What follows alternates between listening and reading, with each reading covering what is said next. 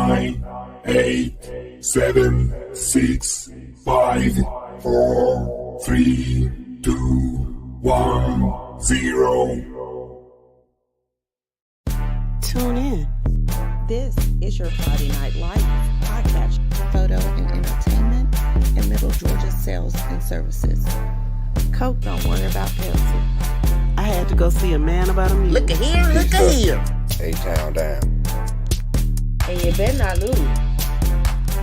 Tune in. Not so fast, my friend. You better say it with your chest. Come on now, shout it. And you better not lose. Hey, you better watch your mouth now. I am a Lego. Better shut your mouth. Yes, I am. I don't mean to interrupt. Better say it with your chest. Let's get it. And you better not lose. Good evening, people, and welcome to the Friday Night Lights podcast show. It is myself, the Feisty Bulldog. And Feisty, what's good? we got Thirsty. Man, making it rain.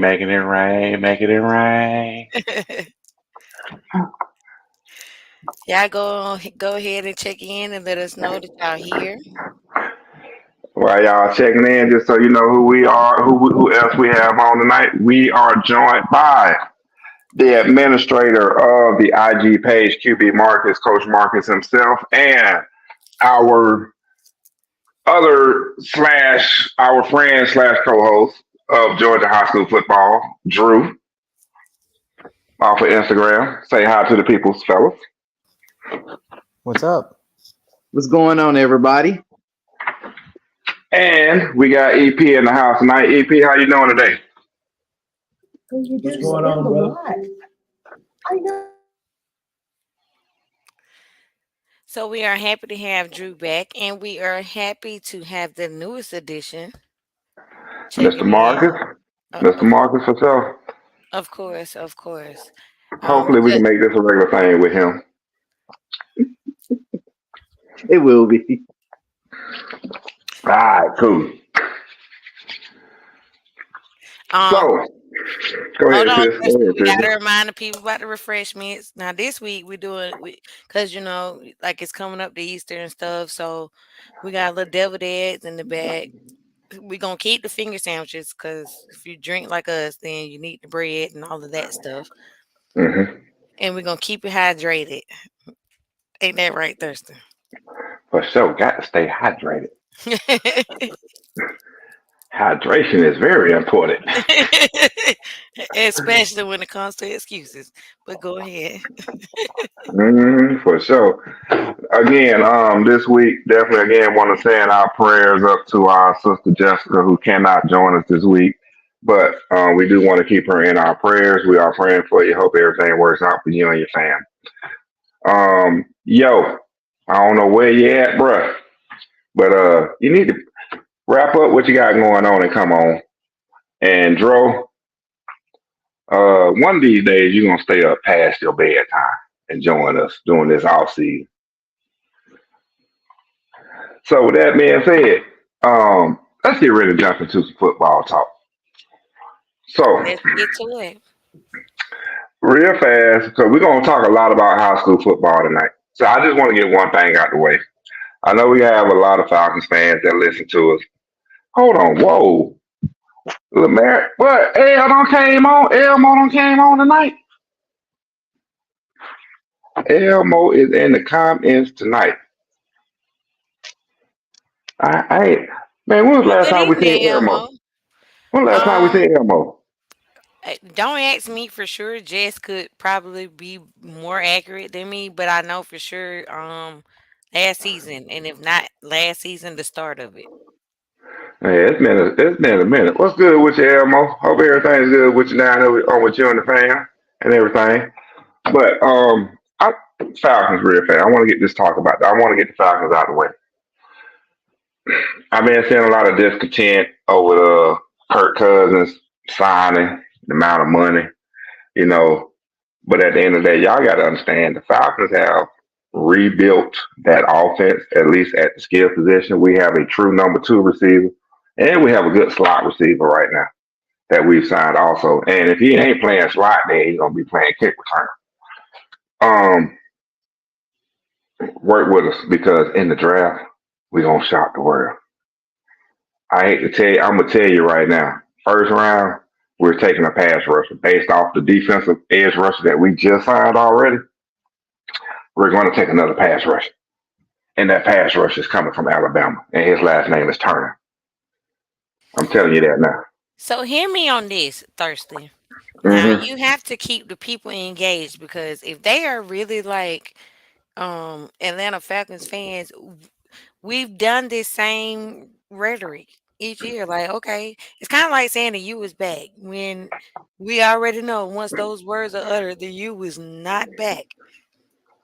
Okay, I'm not saying the What makes Falcons this on. so certain? Like these moves that you speak of, like what makes this so certain, or what about this makes gives us a reason to be hopeful or be happy? Okay, here's the thing. And Kirk Cousins himself, we have a true gunslinger at quarterback. I don't care what nobody say. We have a gunslinger, accurate, quick release, has a nice, beautiful deep ball to me. Now, outside of that, we've got something that we've needed for a long time, and that was somebody to come in at the receiver position to take the pressure off of Drake London and Cal Pitts together. You got Drake London, Cal Pitts. One of them are gonna get one. They will get one of those two were getting double teamed the whole season. Now you brought in Mooney, who is a legit number two receiver, can be a legit number one. All right, that can take that pressure off of Drake London. And then you brought in the other guy, which I can't even think of his name off the top of my head right now. But you brought in the other receiver, the kid from well, I want to say he came from Kansas City, but he didn't. But anyway, he can play receiver, kick returner also. You're taking a lot of pressure and you're adding some experience to that receiver room, which is what we've been missing for the longest. So offensive wise, we're good. Now you work on that pass rush and fill that hole that you got. Oh yeah, Arizona. That's where it came from. Rondale Moore, Arizona. Now you can fill in those gaps on the defense that you know you need. And guess what? We can still get us our future quarterback in the second round in Penix out of Washington. And we don't have to pay a whole lot of money to him. And even Okay. if we don't get Penix in the second round, conversation today was about Rattler coming to Atlanta. Okay, cool. That's a third day pick. Cheap money on a third quarterback that ain't gonna never see the field because guess what? You still got Heineke on the roster making starter money. Okay, so hear me out. Now I've been and I'm not as deep in it as y'all right now because this moment thing is still adjusting. However, I have gotten word that Cousins is hurt or semi hurt, something along like he's damaged goods. So Nah, nah. He's coming okay, off an Achilles. He's coming off an Achilles injury that he sustained in what halfway through the season. So he'll be straight. He'll be straight. He's not gonna play. He's probably gonna play one preseason game, but after that, he's gonna be good to start the season. okay. So as it stands, you're saying basically you're trusting these off season decision choices, and you think that we will be all right. Kirk Cousins, Kadar Hodge, Rondale Moore, Darnell Mooney, offense drastically improved. I'm good with the offense. Fill holes on defense. Get us a pass rush to help Grady and that linebacking core. We're good. We're gonna win the NFC South, win the first round. We're gonna get put out the second round. Well, I'm telling you now. That's well what's then gonna there's happen. well then there's that. That's what's gonna happen. Okay, so I'm jumping to the comments real quick. You already shouted out Huncho. Huncho, just to say we are happy to have you back. Thank you for checking in. We got Stephen Tate saying evening guys. Coffee County in the house. Coffee County TCC got some blood with y'all or something. Whatever y'all issue is, yeah. That's that. So, Obadiah, I'm sure you were one of the ones that was checking in first. I couldn't see you, but I see you in the comments. TCC in the house. We have Marquise Myrix. Good evening, y'all. Just checking in from work. Hope you had a good day at work. We have Chad Murphy checking in from Thomasville. Go dogs. mm-hmm. All right. One last thing I'm gonna say. I want to speak on. College football is getting into spring practice. I'm ready for G Day in April. Um, Drew, quick question for you. Yep. When is Georgia Tech spring day? Spring game. I think it's April 13th at 1 p.m. Yeah, somewhere around the same time as Georgia. All right, cool, cool, cool, cool. All right. So that's all I got to say. Now we can talk high school football. So before we talk high school football, everybody knows Drew. Um, Marcus, I want to give you a chance to introduce yourself and let the viewers understand and know who you are before we get into this high school football conversation. So the floor is yours. Please introduce yourself to the viewers. Good evening, everybody. I am QB Marcus, known as Marcus Dupree. I cover the metro area of the city of Atlanta, the shine of coaches and players. I give the latest information on transfers, coaching moves, or any trending possible outcome of a player. I've been doing this about 3 years since I was in high school. I was playing football and covering sports at the same time. Now, currently, I am a sports analyst for Born to Compete. I coach 7-on-7 as well. I'm a six-time 7-on-7 champion. During my off time, I do coach. So that's one thing a little bit about me. I try to influence the city of Atlanta so much, man, because we have a lot of talent. So I try to pour that as much as possible and create news off of it. Appreciate it, bro. All right. Well, So, welcome to the show, Mr. Marcus. We are happy to have you. Um, I have to go on and let you know, and I'm gonna speak for him because we are us. The most people you will come in contact with throughout this broadcast are either Middle Georgia or Southern Georgia, so they're gonna give you a run for your money. I just have to put that disclaimer out there. Okay. Okay. yeah. So please understand. So with that being said, viewers, y'all got any questions for our special guest tonight or for your panel? Let us know.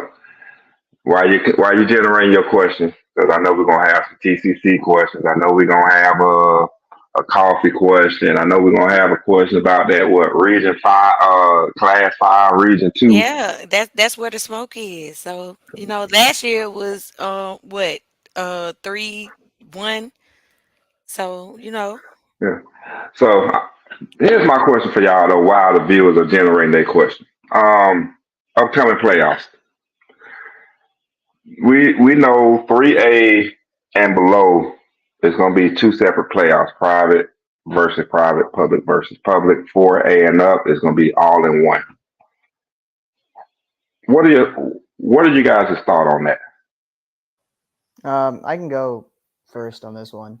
I mean, the premise of it is all right, I guess. I think it's kind of dumb because it's too complicated. Um, at the end of the day, we talk a lot about, or the rule was put in that, private schools have this multiplier because of the amount of the way they can recruit. But if you look in Georgia, it's not like Florida or Tennessee or any of these other states. The majority of the recruiting happens by public schools.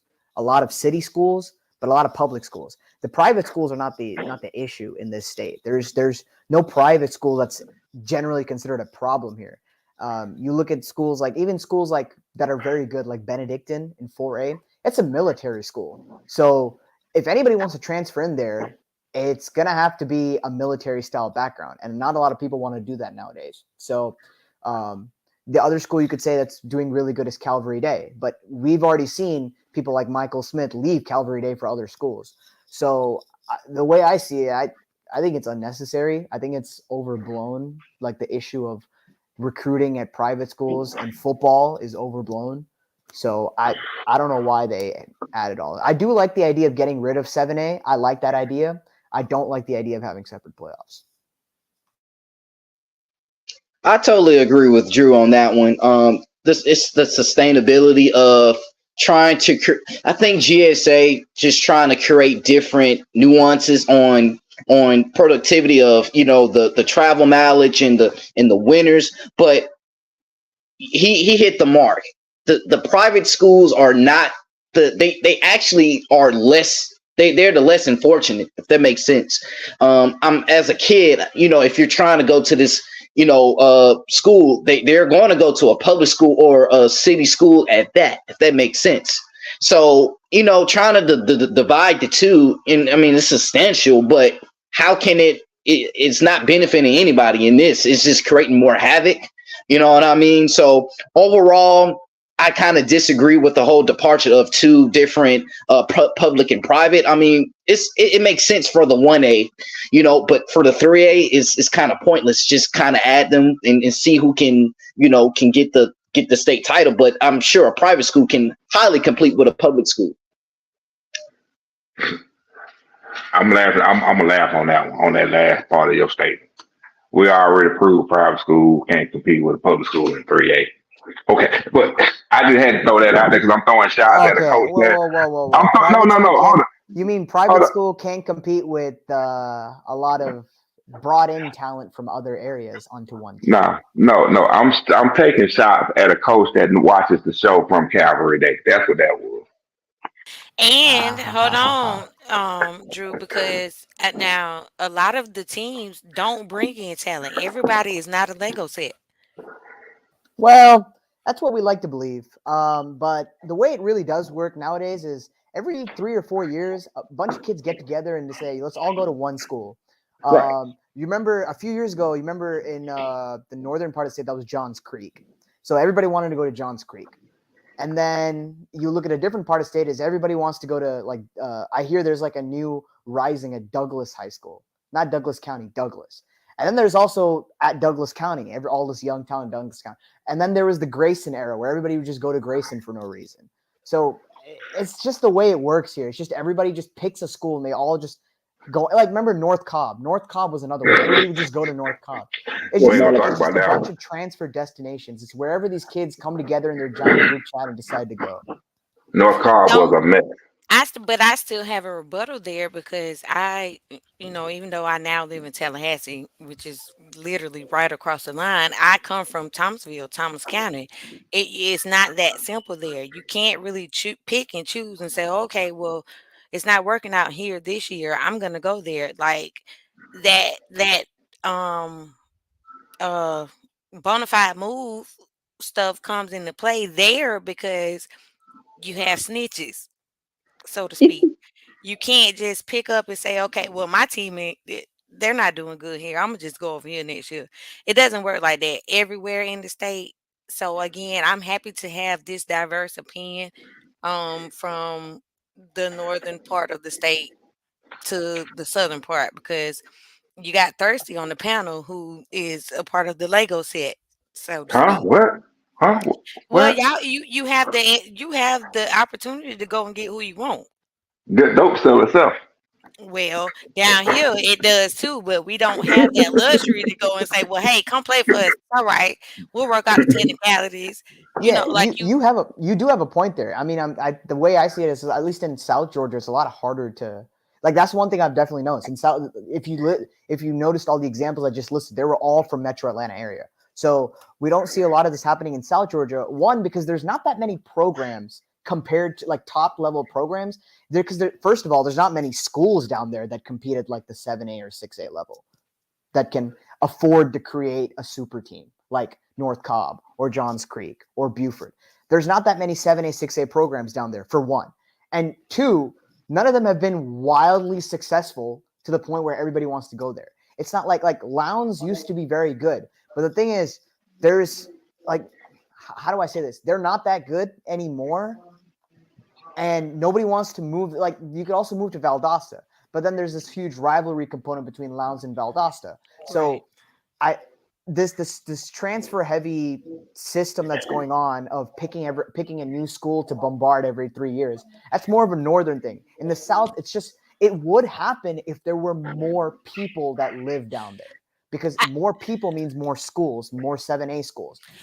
But they're the people are here. The thing is, we're more magnified, I think, I'd like to say, because again, the larger significance of student athletes are in the north, but the zones are so much closer. So I can literally live on one block and across the stop sign, there's zone for somewhere else. And it's okay for me to go and do that.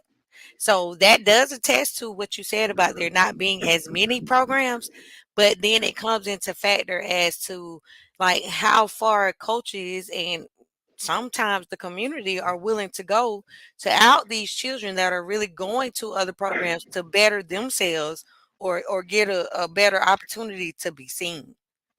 So I see what you're saying here, but well, yeah, actually, so what you're saying is right, yes. But then, so the mindset has changed over the years. We talk about transferring at the college level, and that's exactly what you said: finding an opportunity to better yourself. Where, like, for example, maybe the coaching situation is great.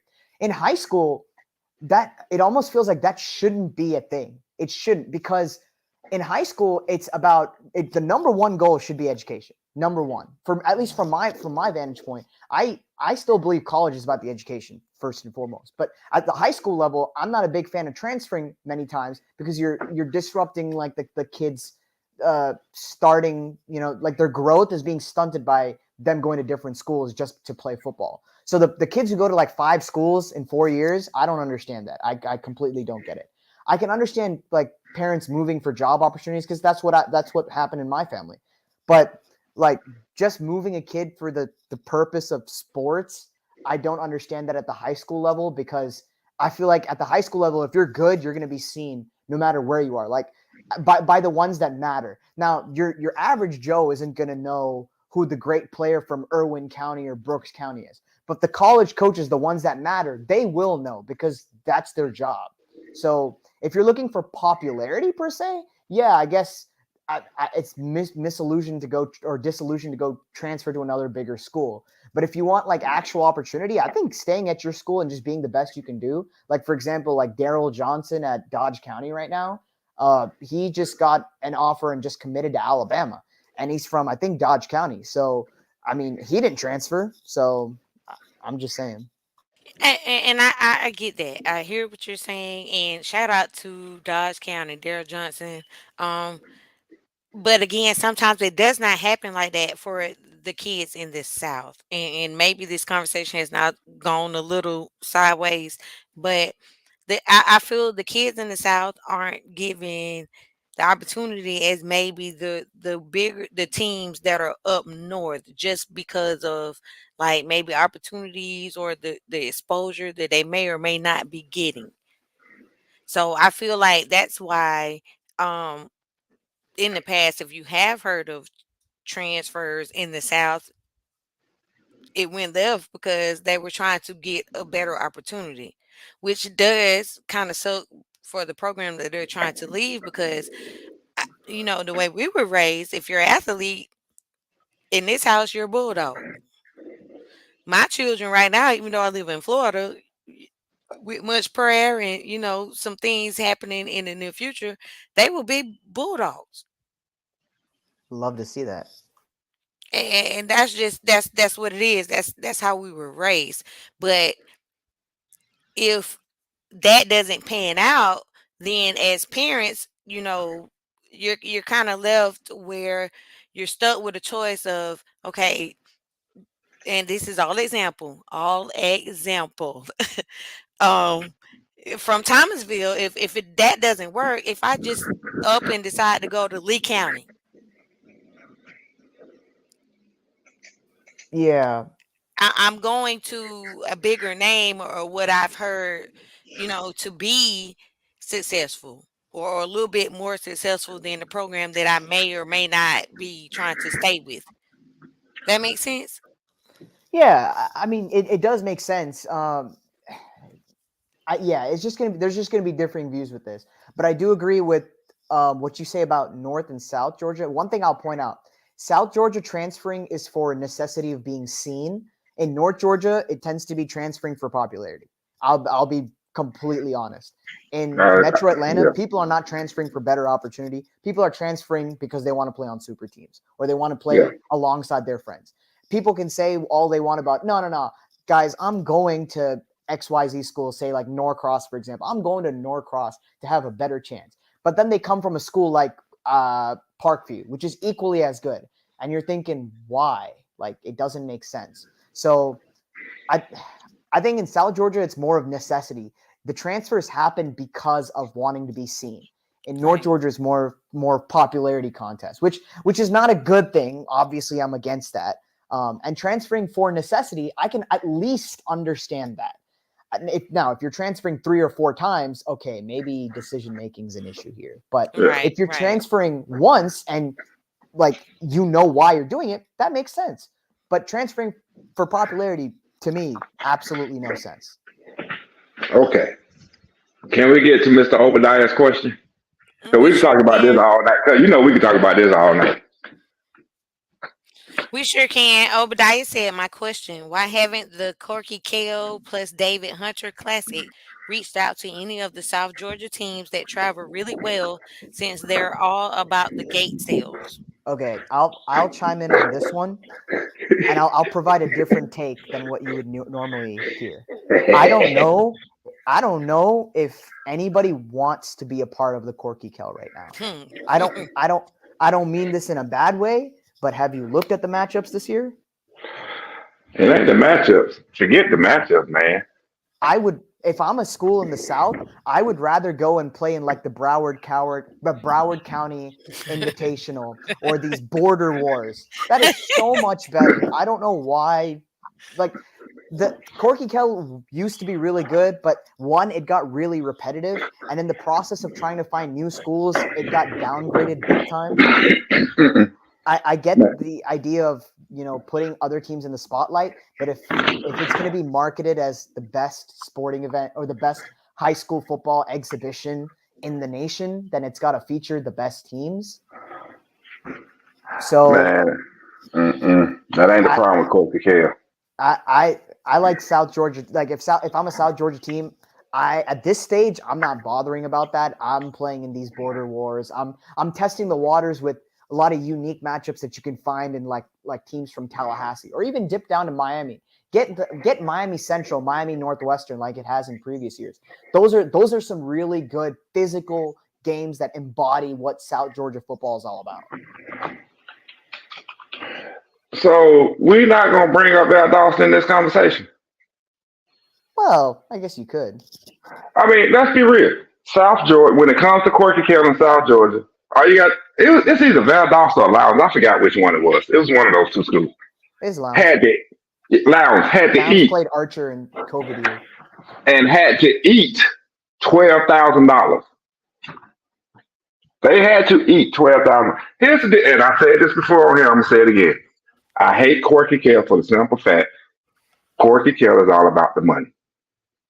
Well, what It, else it would you really expect is. it to be though? If No, you but if you hold on, Thirsty, let me say this Um, because in all actuality, we all have our grievances with the GHSA, right? mhm, But at the end of the day, it is still a business. I'm with you on that. But for Corky Kell and all the sponsors that they have, how are you going to require a high school to sell 12,000 tickets? Yeah, that's a bit 12,000 tickets is a bit unrealistic. And Valdosta had to eat 6,000 tickets. yeah, I mean even if you look at the schools that are playing this year, there's no way. Like I think one of the schools is like Hebron Christian or something. It's not a bad team. It's not a bad team, but a 3A private school is not selling 12,000 tickets. Cedar Grove is not finna sell At all. 3,000 tickets. Nobody. They're I don't really I good. think. think Listen, Dude, I forget that. actually I was in the bins, at least for the for Thomas County Central's game. And I think the game prior to that, which was Coffee's game, they said that they had the highest attendance and Thomas County Central was like a close second. It- and we were in the bins. I'm not even sure where these games are being held at this year, but No, it's Um, still in the Benz. It's just it's Saturday in the Benz, and then every other day is in a different location. the Corky Kale is. Yeah. Yeah, Yeah, yeah. like Oh So wow. Tuesdays Saturday, in one location, Wednesdays in another, Thursdays another, Fridays another, and then so I Saturdays the say, My Benz. take on it is this: like, why are you even bothering? Because it was hard enough to get the ticket sales, not that hard, but to get the ticket sales for the high school games, for the Well, state games. Why would you double back with the Corky Kale when you well, used hold on. alternate locations and that didn't sell well? Well, the thing with that, sis, is we're comparing apples to oranges, and this is why I say this. Again, walk with me on this, people. This is was the first year back in the bin on a last minute contract sign. You already had the NFL and the MLS schedule set. All right. There was no moving NFL or MLS games. So therefore, they gave us the days that were available last year. It's going to be different going forward because they can schedule and work with the NFL and Major League Soccer to put it back on Thursday, Friday, and Saturday, like it's supposed to be. So this year was an anomaly. It was a last minute thing. It's never gonna be like this again I going understand forward. that. I But understand that's that. why we but that's why we was playing in the middle of the week this past year. So that one contract, that was a 1 year contract. So these No, soccer no, no, games no, aren't no. gonna extend. No. It wasn't a 1 year contract. It was just the first year of a last minute contract. That's all I'm saying. The Okay. first year of a last minute of a multi year contract. The first year of a multi year contract at the last minute. So What happened happened. my previous comments were in regards to him saying where the Corky Kell is being played at. Yeah, Corky Kell is different. Corky Kell has always been played at multiple locations. Those Saturday games has always been at the Benz or the Dome. Okay. hmm All Okay. right. The maybe the maybe it is Wednesday, maybe it is yeah, time for a change. I mean, yeah. I wouldn't be. It's not. I know one thing. It's not always been because my freshman year in high school, it was at Georgia State Stadium, and honestly, that might not be a bad idea. What if you had Corky Kell at Georgia State, save some money, and then be able to Well, contract the state championship games at if they're asking for a higher rate that can't be met? Why can't you just move Corky Kell? Well, I know they're different, but like you could move Corky Kell is to that a Georgia State. is that a non-rain season? Because we've sat through high school state championship games in Georgia State Right. Stadium, Yeah, and that's that been didn't there, work but out too well. that's because of the issue with Mercedes Benz, and you No, know, exactly. yeah. So that But now goes that's being to, changed going forward. but how does it? Because apparently, and I'm referring to one of the comments right now. And guys, if you're commenting, we're gonna come back to you. I promise we are. Um, someone said, and I'm trying to find it real quick. Let's just call Arthur Blank greeting. I can't find the Hey, person who said it, but I said that. honestly, probably is. There's no way we're getting anything done in today's world without money being involved. And so yeah, it is. The other issue that you've got scheduling, you've got Arthur Blank wanting money. And I honestly think there should be some leeway from both parties to be like, hey, we need to promote high school sports in this state. So let's Right. come up with an agreement that allows it to be played on the biggest stage. So there's got to be something. There's also got to be some give from GHSA side, which is maybe move Corky Kell to a lesser known location like Georgia State Stadium. I think it was still fun when Corky Kell was at Georgia State Stadium because you would still have matchups and like it wasn't a 60,000 seat stadium. It felt more packed, I guess. Exactly. And I get it, I it's get that. outdoors and all, but like something's got to give on both sides, right? So Hmm. you never know. It compromising. And if they really tapped into their audience to see what people do and don't support, then I think the outcome would really much be better opposed to you're sitting in a boardroom full of people that may or may not even go to the games. They don't know how eclectic the atmosphere is. They haven't been there to say, oh well, you can't bring your tote in here. um, that those type of experiences. Like it means more when you've actually been there to experience it, so to speak. Yep. Yep. I think a lot of us have been to Corky Kell games. We've experienced that excitement. Right. We just got way off the question on this one. We did. We did. But Bottom line I is, do like the rhetoric. So thank nah. you, Drew. Here's my thing. Here's my thing with back to the original question. South Georgia teams in the Corky Care. The issue is one that early on in the season, I really don't see South Georgia teams traveling that well up to Atlanta to play because of logistics. That early in the season, because you haven't been able to accumulate money from ticket sales and concession stands and all that. That early in the season, i.e., the first week of the season.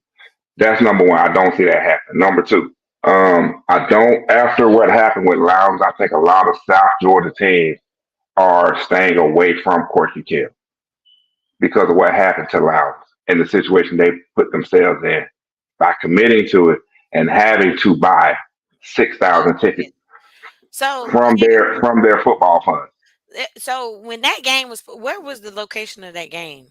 at the Benz Oh, okay, okay. or the Dome. The Benz Benz, at the okay. time. Yeah, because they were one of the highlighted games that the school just didn't sell 12,000 tickets, so they had to eat what they didn't sell, which Right. came out to about half. And I can understand South Georgia teams not wanting to be put in that position. Why do I want to eat 6,000 tickets at $20 a pop and lose money out of my football program or my athletic funds for this classic that really don't mean anything? Right, because later on in the season, you might need those 6 bands to get a bus or something to go to the playoffs. Exactly.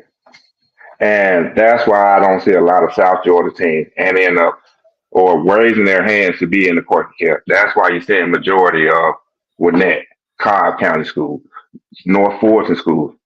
And like I say, I am shocked to see a 3A school in City Grove in it because they ain't no way in the world they finna sell 12,000 tickets. So, do you get? Is it better to be invited, or is it looked down upon if you just say, "Hey, look at me down here. Can we come?" Like, With the Corky Care, I'm gonna be yeah. honest. For me, it's a meaningless classic. I'm with Drew on this. Board awards. Hmm. Go get that bragging right for the state. With the Corky Care, I don't see the benefit of playing in that. I don't. I'd rather petition to be in the Geico series, just like you had Carrollton and Langston Hughes, City Grove, Colquitt County. Let's get some big time Georgia programs matched up against each other, and let's get them nationally televised to put the spotlight on Georgia high school football. Right. Yeah. Let's Period. show them what we have here in Georgia to offer the nation. And what's that going to end up doing? Bringing more More recruiters, recruits. Yeah. more colleges into the state to see what's going on. So That's so me. it's interesting you touch on that because now you're gonna hate this. Everybody, when we talk about Buford, for example, like when we talk about Buford, everybody goes, "Oh, they start groaning." All right, but give me a minute here. Let me explain something. When it comes to scheduling out of region, Buford is a gold standard in how to do it. Look at look at their schedule from this upcoming year. They play at Milton, which is first a great matchup. Both teams top of their game. They also play probably the most interesting game to me. They host Benedictine in 4A. They host 4A Benedictine. The thing here is you're able to create a matchup that nobody has ever seen before. You talk about Benedictine in 4A, and everybody asks, "Oh, but how can they stand up against all these 6A and 7A schools? They can beat up on all these 4A schools with their high flying offensive attack. How can they stand up against 6A and 7A schools?" Well, now they have the chance because Buford and Benedictine have come to this agreement. Buford's also playing Douglas County later at Douglas County. They're willing to go on the road. So I think out of region schedules are where you can experiment.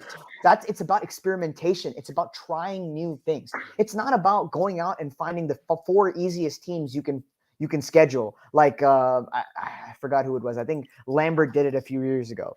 it's not about just finding that. It's about creating interesting matchups. What do the fans want to see? The fans want to see a team that is quote unquote unproven at the highest level, like against high level competition, like Benedictine in competing against 6A, 7A teams, against a 6A, 7A powerhouse, which is Buford. So we're seeing this happen. And the same with Milton. Milton is doing exactly what you said. They're not playing in Corky Kell. What they're doing instead is they're competing against American Heritage in Florida, and that game is going to be on ESPN. So this is this, in my opinion, this is how you schedule games. You don't have to participate in all these classics in Atlanta.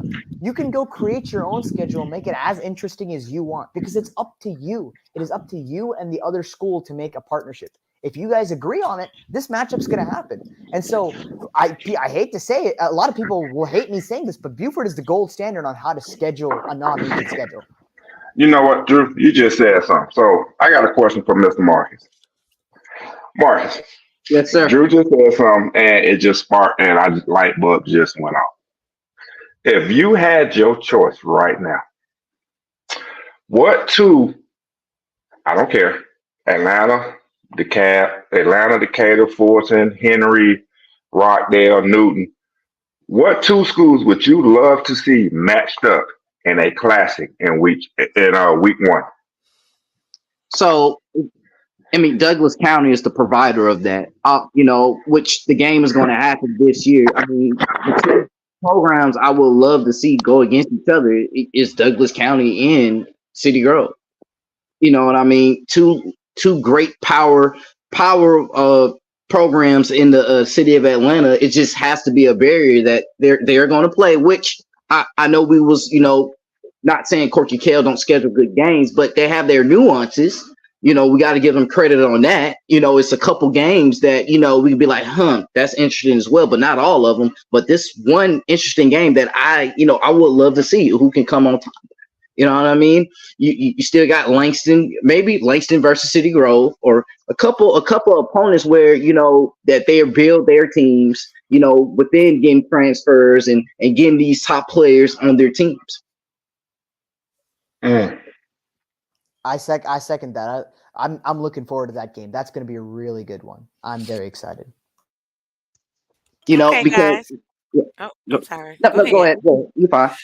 I just want to say, okay, so with the coaching changes at Cedar Grove, do you think that that's going to be a factor? You know what? I'm gonna answer that. It's gonna be a factor once the new coach is announced. It may be a factor, it may not be a factor, depending upon who the new coach is. I'm gonna leave it at that. I'm gonna kiss hands and shake babies, or shake hands and kiss babies on here when you bring up City Grove. Now you know that. And that's why my question was directed to them and not you. Okay, I'll let them answer the question then. My bad. So no, based on what you guys just said, do you all think the coaching factor will play a major part of this matchup? Well, with the totality of the standards of City Grove, you know, I mean, it's leaning with the early prediction is leaning towards Douglas County. Don't get me wrong, but we can't be optimistic on certain things because we don't know what's going to happen in August.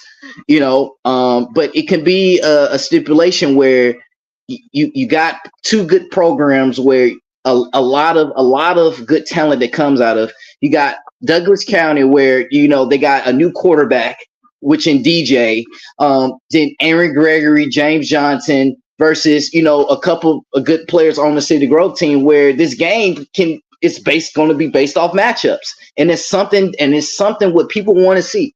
Games with matchups with high caliber players going against each other, battling it out. That's what I've spent my money on. I don't know about 16,000 people getting in there, but it's something that I want to see. Yeah. One thing I'll say about the Cedar Grove Douglas County matchup is there's not going to be there's going to be no defense in this game. So if you want to watch 85-84 football, go ahead and watch this game. Well, damn. Well, I'm being honest. I mean, did you I see know. Cedar Grove's defense last year, and did you see Douglas County's defense last year? Douglas County played Yes, Lee County to what, a 51-45 game, and then there's Cedar Grove every other week, allowing a team to score 35 and still winning. that So, was outside of 3A play. Now, come on. well, even in 3A play, there was still some questionable results. Like, let's not bring up Hebron Christian. Wasn't it 70-33 or something? Exactly. We tried to double up on them. Okay, but you still allowed 33 points. My point here is Yeah. there's not a lot of defense going on here. So if you want offense, this is the perfect game for you. And I think all of us love some offense, just like that Carrollton Langston Hughes game from last year. Great Week game. one.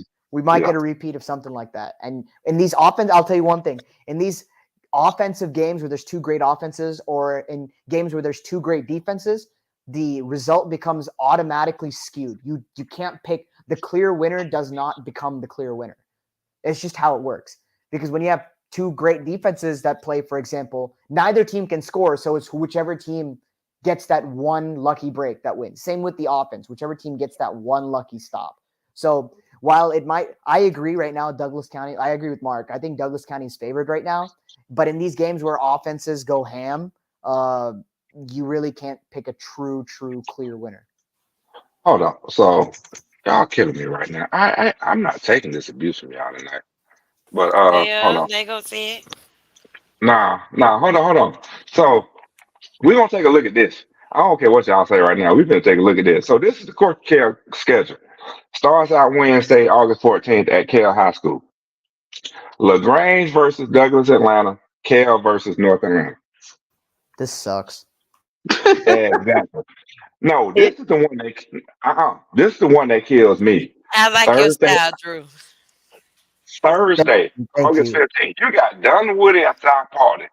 That game Gee. there does not move the needle at all. I'm sorry. That Hebrew the game see, at least when you talk about that Thursday slate, I'm actually excited for West Forsyth and Prince Avenue. I actually like that game. It's one of those unique matchups I talked about earlier where you have like a team that's very high powered offensively at a small level. That how can they compete against the big boys? Well, it's a 7A versus a 1A. This is a perfect chance. I love that game, that West Forsyth Prince Avenue game. But the Dunwoody South Paulding game, and then Mark, no offense, but Terrell versus Hebron Christian. Terrell. Are you Sarah. kidding me? What kind of a game? Seriously? And fun fact, Farrell made the playoffs last year. They haven't made the playoffs since Richard Nixon was as president. Wait, excuse me. Are we Have you talking seen about that schedule? Terrell County? Farrell No, it's a Sarah school in High School. Atlanta. Yeah. Sarah High Oh, School. Yeah, okay. and Farrell, and they went 9-2, but they won 9 games off of teams had losing seasons under 5 wins. Look at this. Like, I'm looking at it right now. They played Clarkston, South Atlanta, who's not the same South Atlanta team. This one went like 3-7. They played Booker T. Washington, Kip Atlanta, Josie, Mount Perrin, and Best Academy. They lost to North Cobb Christian School, and they got bounced in the first round by 7-4 Model. Yeah, model. Oh my God! Like, why is this a game? How Look, teams? man.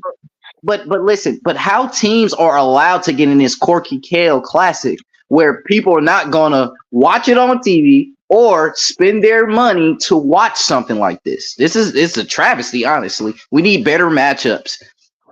Yeah, Gotta I'm have with you on that. better matchups because there's nothing, like Thirsty said, there's nothing that moves the needle. You have a whole audience literally down here, whether it's our team or not. If it's a good matchup, we'll watch it.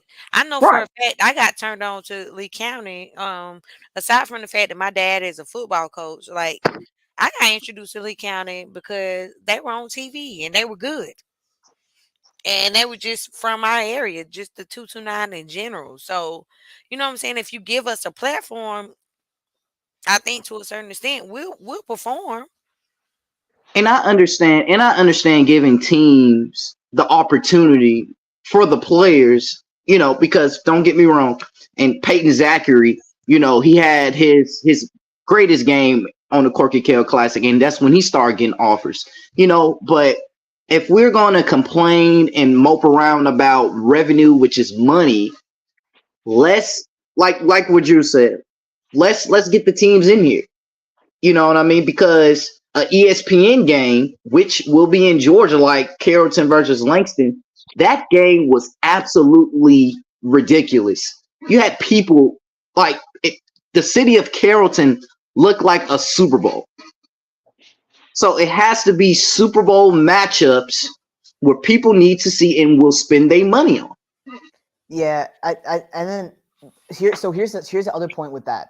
I will say I also see I don't mind. Look, when I talk about Corky Kell, I don't talk about only having the top teams. I like seeing like not younger teams per se, but teams that are not are kind of slept on, or like teams with like younger talent. Like for example, like take Kell for example, and just as Mark mentioned, Peyton Zachary, the receiver from Kell was a great team to put in the Corky Kell because they had like this young, unheard of talent, which was kind of like, are they good? Are they not good? And you got a chance to put them on TV, which is good. You want to have teams like that who bring some intrigue, like Kell did, because they had some young talent and that got a chance to show. But like when you put a team like Terrell or I'm sorry, I can't pronounce that. Terrell or Callaway, like come on. There's nobody. There's deserving sleeper teams that deserve. There's deserving sleeper teams that should be in this. Like look at Cass for example. No hate to Cass, but seriously, 3 years in a row of having Cass on Corky Kell is useless. After 1 year, I get it. After the first year, we found out about Sekovi White, and Sekovi White ended up committing to Georgia. Great receiver. That was your chance.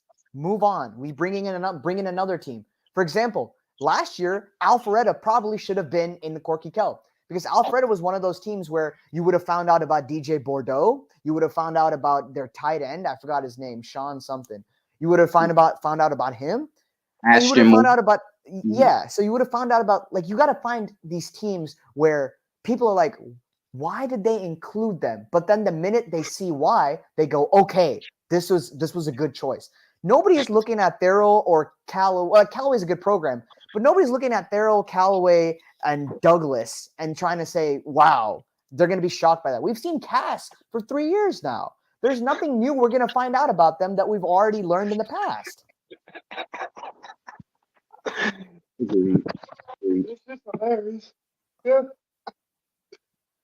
I mean, But do you see where I'm coming from? this shit is hilarious. But the North Gwinnett, and Drew, I know you're alumni in North Gwinnett. No. I'm an alumni of North Gwinnett, but I'll tell you right now, North Gwinnett does not deserve to be in this. But it's the same matchups. I'll tell you this right now. McEachern versus North Gwinnett. From the time I started high school, 2017, to now, I have seen this singular matchup 6 times. 6 times. Like twice I know at least 2 times in the playoffs, at least 3 times in Corky Kell, and then at least 1 during the regular season. Hey, Drew, but what's the greatest game that you've seen at? Carlos Del Rio versus Barrett Carter, all those guys. That's probably the best matchup I ever seen in the playoffs. Yeah, so see that's the thing. That was a fun game because it was in the playoffs and these teams were good. But the thing is, McEachern is getting completely like dissected right now. All of their talent is leaving to go elsewhere. North Gwinnett has not had a solid quarterback situation since 2019 when I was there and we had RJ at quarterback. So since that time, there's not been any hype between these two teams. Now, this would be a perfect time to this would be the perfect time to take this McEachern North Gwinnett matchup, slide it out of here, and put in a team like who would I like to see? Maybe a team like Calhoun. Why not Calhoun? Bring in a team like Calhoun. Now, why is Calhoun an interesting pick here? Not because look, they lost Caden Williams. He's at Liberty right now. But Calhoun's an interesting pick because they're now in 3A and they're a top 2, in my opinion, a top 2 team in 3A. So that would be a very interesting matchup to bring to the forefront, right?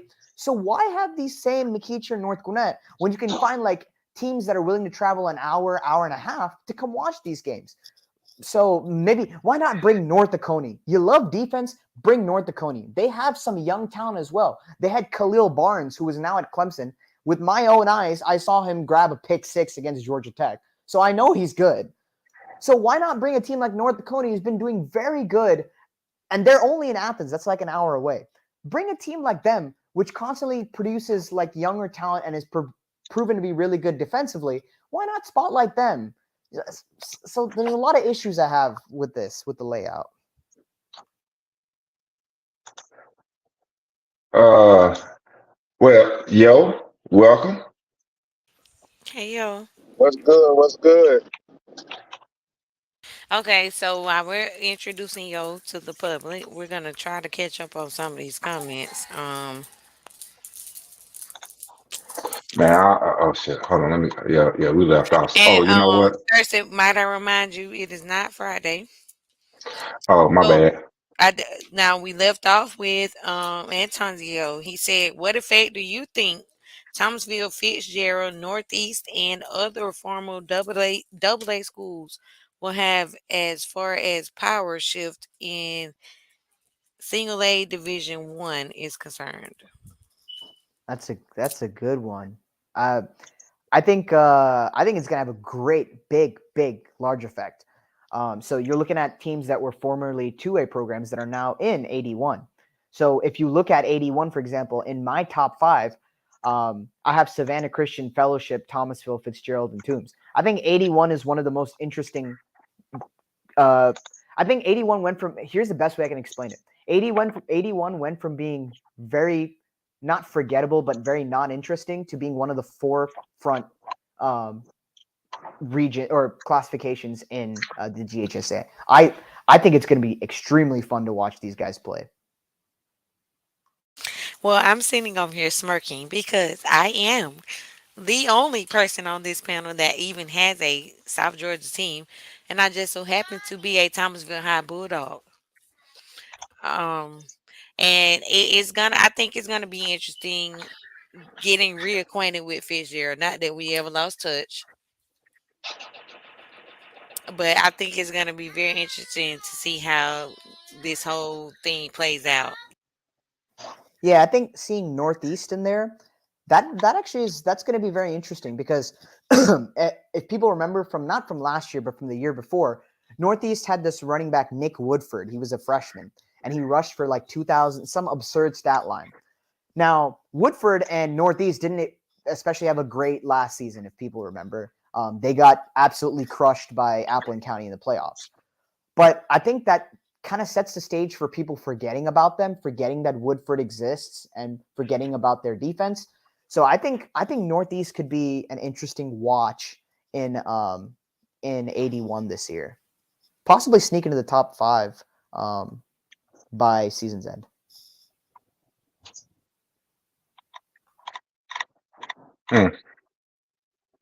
Drew, Man, so, did I hear you say you got? Did I hear you say Savannah Christian in your top 5 in 81? Yeah, right now my top 5 is Savannah Christian at 1, Fellowship Christian at 2, Thomasville at 3, Fitzgerald at 4, and Toombs County at 5.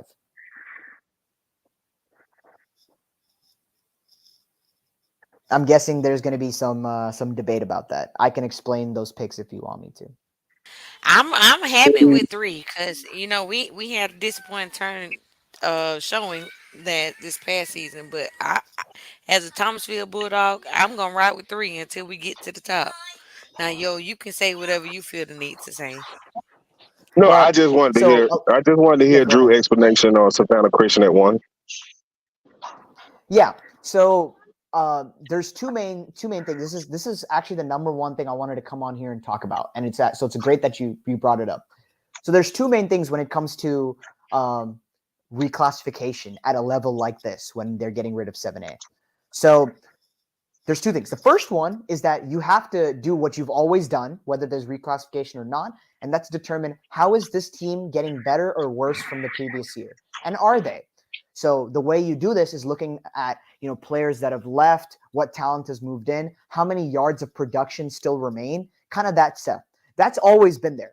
But there's a second element that adds in when you have reclassification, and only when reclassification happens. And that element is how do these teams stack up against the new teams that they're in the same classification with now? So when you look at 81, right off the bat, when you see Savannah Christian at 1, everybody goes, whoa, whoa, whoa, whoa, whoa. This is not a number 1 team. But think about it. This was a top 5 team in 3A, now moving to AD1. So naturally, what they were able to do at the 3A level is going to be magnified at the AD1 level. Consider that they're also returning a lot of players and a lot of talent, and it makes it a pretty obvious choice. So now the issue becomes, how do you compare the accomplishments of Savannah Christian in 3A to Thomasville or Fitzgerald in 2A? How do you compare those? Well, that's where your analysis has to come in. And that's what I sit and do for the majority of my time, is how to compare teams across classification. So from what I found, I think Savannah Christian is right now comfortably in the 1 spot with what they were able to do, making it to the 3A state championship game. Well, you look at a team like, who are the other ones there? Fellowship Christian or Thomasville. Thomasville was good. I think we can agree that there were some issues at times throughout the years, defensively as well and offensively. But now that they're in the same class, how do you compare the two? I think we can all say Savannah Christian was a better team last year than Thomasville was. So now you have to see, how does that change for this year? Did Savannah Christian get worse? Did Thomasville get better? Did they stay about the same? So you kind of have to overlay different classifications on top of each other. This is what it came down to. I can go further in depth if you want me to, but I think I'll leave it at this for now. Okay, so I have a question now, because again, and I have literally the same question. A lot of coaching changes have happened. Thomasville now has um, Ware County's former offensive coordinator. Does that factor in, like the inner workings of the coaching staff? Not taking away from the talent, but I can say I personally think a lot of Thomasville's issue last year was coaching. You know what? I was going to keep it nice, but I completely agree with you. No, And I you ain't got also, to keep it nice. okay, well, I Not also on agree. him. I will say this. I will say I think coaching matters more than talent. When it comes to the overall success of a program, I think coaching is more important than talent. You can have all the talent you want, but you don't have a good coach to take you anywhere, you end up like Kentucky men's basketball, right? So, what? That was fun. So, what's going on here is I like the move to get Ware County's offensive coordinator. Now, would I prefer Ware County's defensive coordinator? Yes, but Ware County's offensive coordinator works. So, how does this factor into analysis? So, one thing I learned, so every year is a learning opportunity for me. And one thing I learned last year is you can't overrate a coaching change. Now, I think we all remember I came on to the show and I said Peach County would be really, really good because they got Marquise Westbrook. You did. Well, you that didn't said happen. that. And that didn't happen. So it's important to consider coaching changes. For example, I know the Thomas County Central folks remember when Rogers got hired. It's a good hire. And people were clowning on him at Colquitt County saying he couldn't win anything. Well, sometimes coaches like him do much better at a smaller level, like TC Central was at. And he's done an excellent job. I think he's up there. He's probably one of the top 5 best coaches in the past 2 years. I genuinely think he's really good. So when it comes to Thomasville having a new coach in this situation, what I will do is, since this head coach is coming in as an OC, right? He's coming in as Ware County's offensive coordinator. I'm going to play it a little bit on the safer side and rely more on the talent and the production that's returning. Now, had they gone out and gotten a coach like Rogers or Marquise Westbrook, I would have pushed it up a little bit because I know these are head coaches with proven histories of doing good.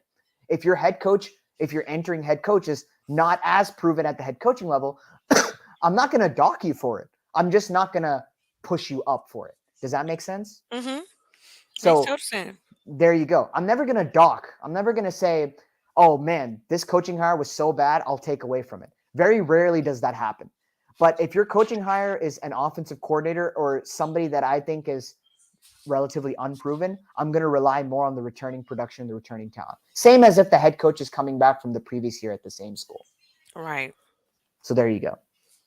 I hope that helps clear some stuff up. It cleared some stuff up, but it also gave some other people ammunition because as a Thomasville High Bulldog, you said you would have felt better if it was the defensive coordinator coming. Well, they got the defensive coordinator. Either Who way it did? goes, Who got it? Thomas Who got County it? Central. So either Oh, way they it did. goes, yes, they did. So either way it goes, Thomasville got two good pieces of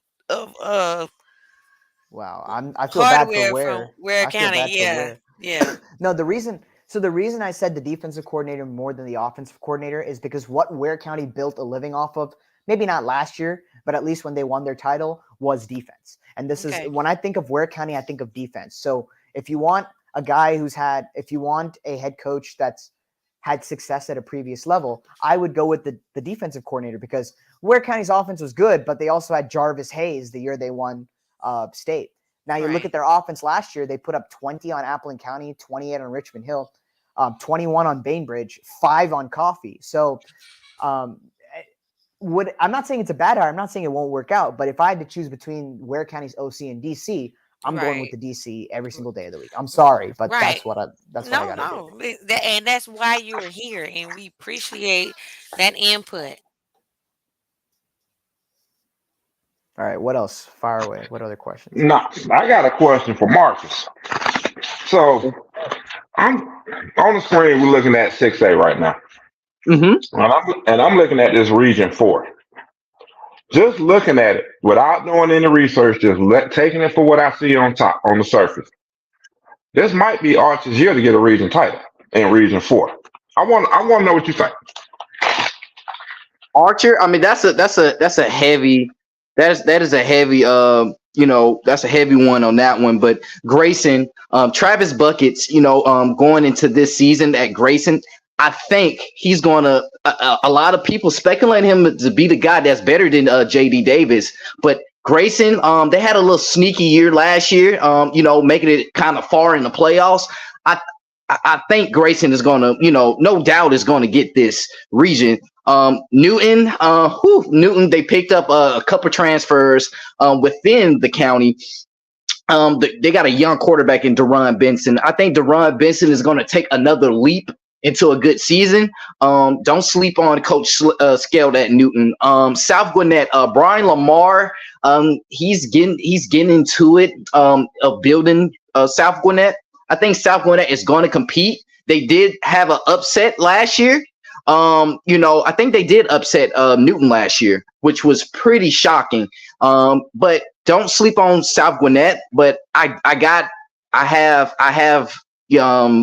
have Grayson winning it, no doubt. Grovetown, I actually loved Grovetown last year.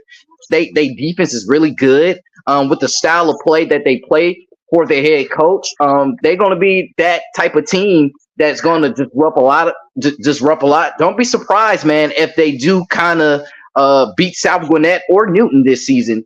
So this region is very perplexed. But Archer, I think they can compete very well. It's so many speculations that's kind of going in this region, man. And I don't disagree with you at all.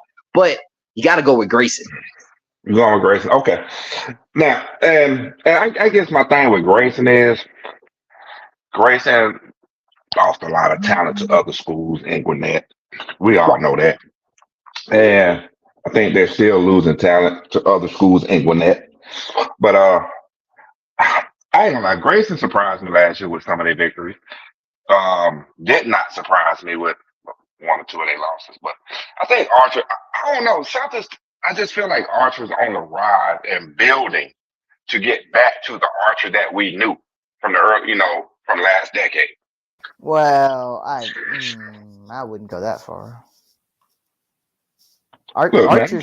Archer's good. I mean, and they're not great, but I think they're a decent ways away from being what they used to be. Not only when it comes to talent. I'm not worried about talent. I think the coaching, when they committed to Dante Williams as head coach, that's he can be good. He can get them to a 10-win team. He definitely can. But I think it's going to take time. He went from 2-8 in 2022 to 5-6 this year. Maybe look for, well, especially with that region, you look at that empty of a region. Especially look for a 7 or 8 win season this year, and then maybe a 10-win season the year after that. So I think Archer's more of a slow climb than they are a breakout team. Okay, no problem with that. All right, I'm looking at Region 2 here in 6. Everybody expects Juju to come in and light it up. You got question marks around Westlake to see if the kids are still going, everything's still going, still be in place with Westlake after them promoting from within. Douglas County, can they continue their success off of last year's? I'm gonna call it what it was, Cinderella season last year. Can they Can they find a slip of that fits and carry it and move it forward? East Coweta, Chapel Hill. It is what it is with those two teams. So, I my receipt, Carrollton runs away with this region and Agreed. makes a run for a state title in Runs 6A. away with the region. Runs Yeah. away with the region. I'd be a little careful about. But I think Who's they home will challenger? beat Douglas County? Douglas County. Have you Yeah, seen Carrollton's defense? Okay. Well, let me say this. Hold on. Let me say this. I'm Wait, what gonna did I say say this. about? Okay. Okay, fellas, okay. Go ahead.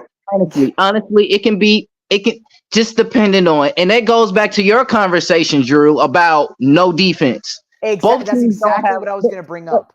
But both teams, listen, between Douglas County and Carrollton, don't have a defense. But the better defense in the whole conversation, it has to be Carrollton. I think Carrollton has a better defense than Douglas County. They do. They do. The thing is, like when I was talking about earlier, when you have two offensive teams, anything can happen.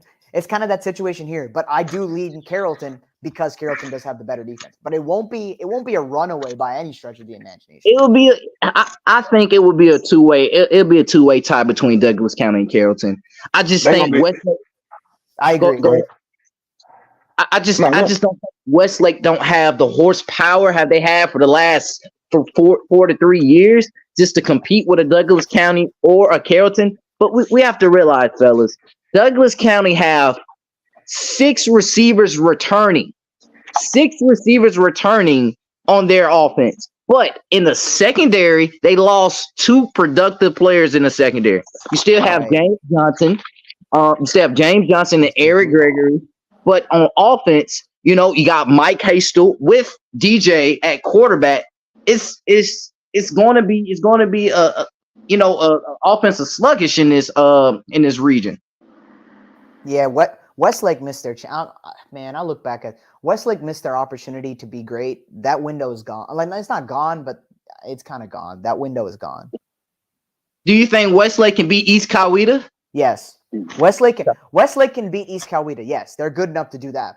But their window of competing in the semifinals and the state championship, that's gone. I mean, their chance was when they had that loaded lineup of Leo Blackburn, Clayton Powell, Lee, and all these Ari Collins, Quez, they blew their shot then, So they're not going to get that area is getting kind of poached now, almost seems like.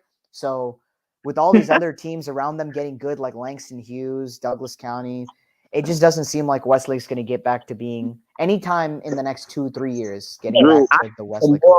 Drew, I like that word "poach" that you use. I like that word. Yeah, that's a Southern dialect right there. I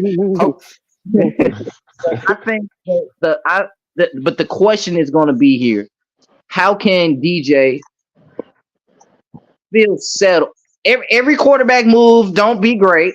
Cough to Russell Wilson. Every quarterback move don't be great. You know what I mean? How can y'all think? And it's just not me saying DJ's not a high caliber quarterback because Cam Newton speak highly of it. But the quarterback that they had last year, Sire Hardaway, didn't perform as highly as we wanted. But the real question is, can DJ do what's better what Sire did? That's going to be. I say yes. DJ's good, dude. DJ's good. I'm telling you.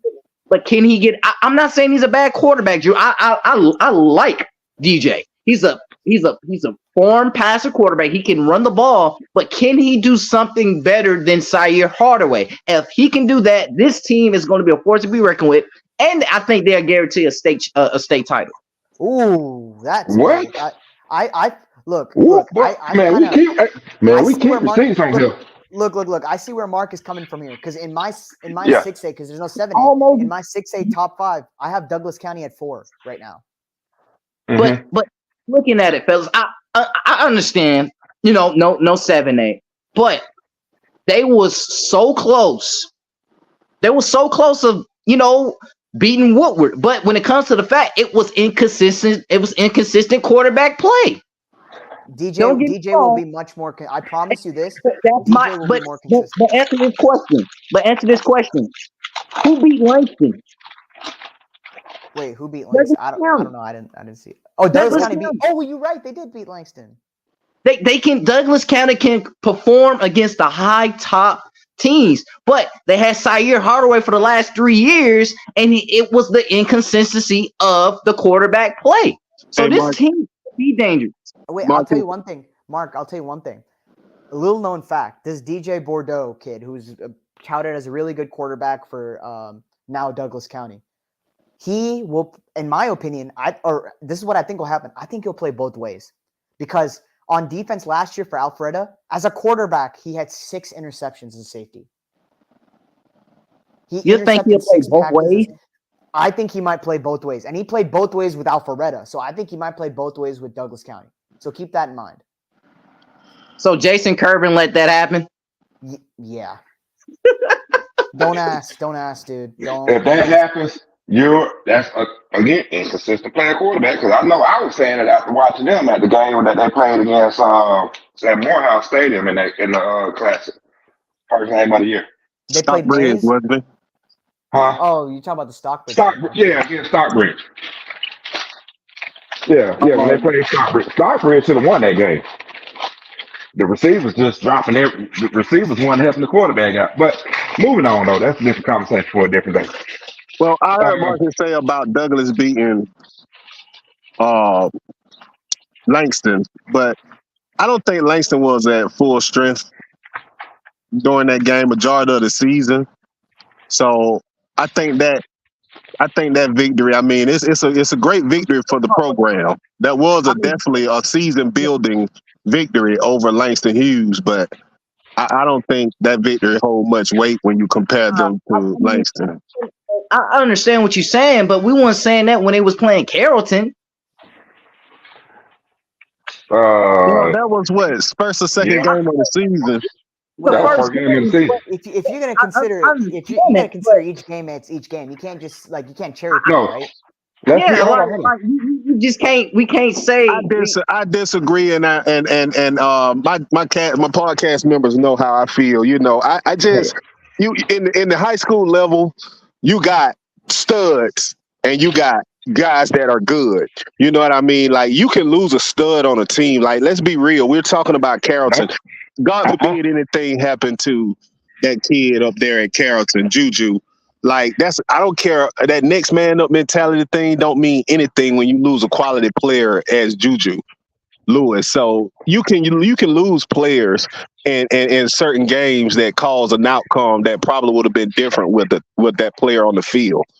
Prime example: Carrollton losing their star running back in the beginning of that game hurt Carrollton through the rest of the game. Don't get me wrong. The sophomore came in and showed out. Now the sophomore came in and did his thing, but if they would have had their senior freshman, I think it would have been a different outcome because they would have been able to control the game and the clock more than what they could have. Okay, question about Langston Hughes. Didn't Langston Hughes lose their defensive coordinator after the state championship?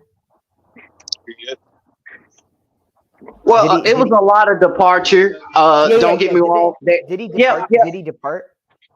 It was a lot of departure. You got Derico Hines that got a head coaching job at Birkmark. Right. And they hired the offensive coordinator, David Hart, who was the offensive coordinator when they went to state versus Buford. So was that the defensive coordinator who led them to state? No, the defensive coordinator is Coach Arnold. He always been Arnold. He's always been there. So he's been there this year too? Yeah, he always been there since Boone was the coach, Daniel Williams. Okay. Just checking. All right. Real fast. Simba Lions. I understand you're from the 229-478. You know about Grayson, Callaway, Buford, Cartersville. One of the things we're trying to do tonight is highlight other schools from the north outside of those big name schools.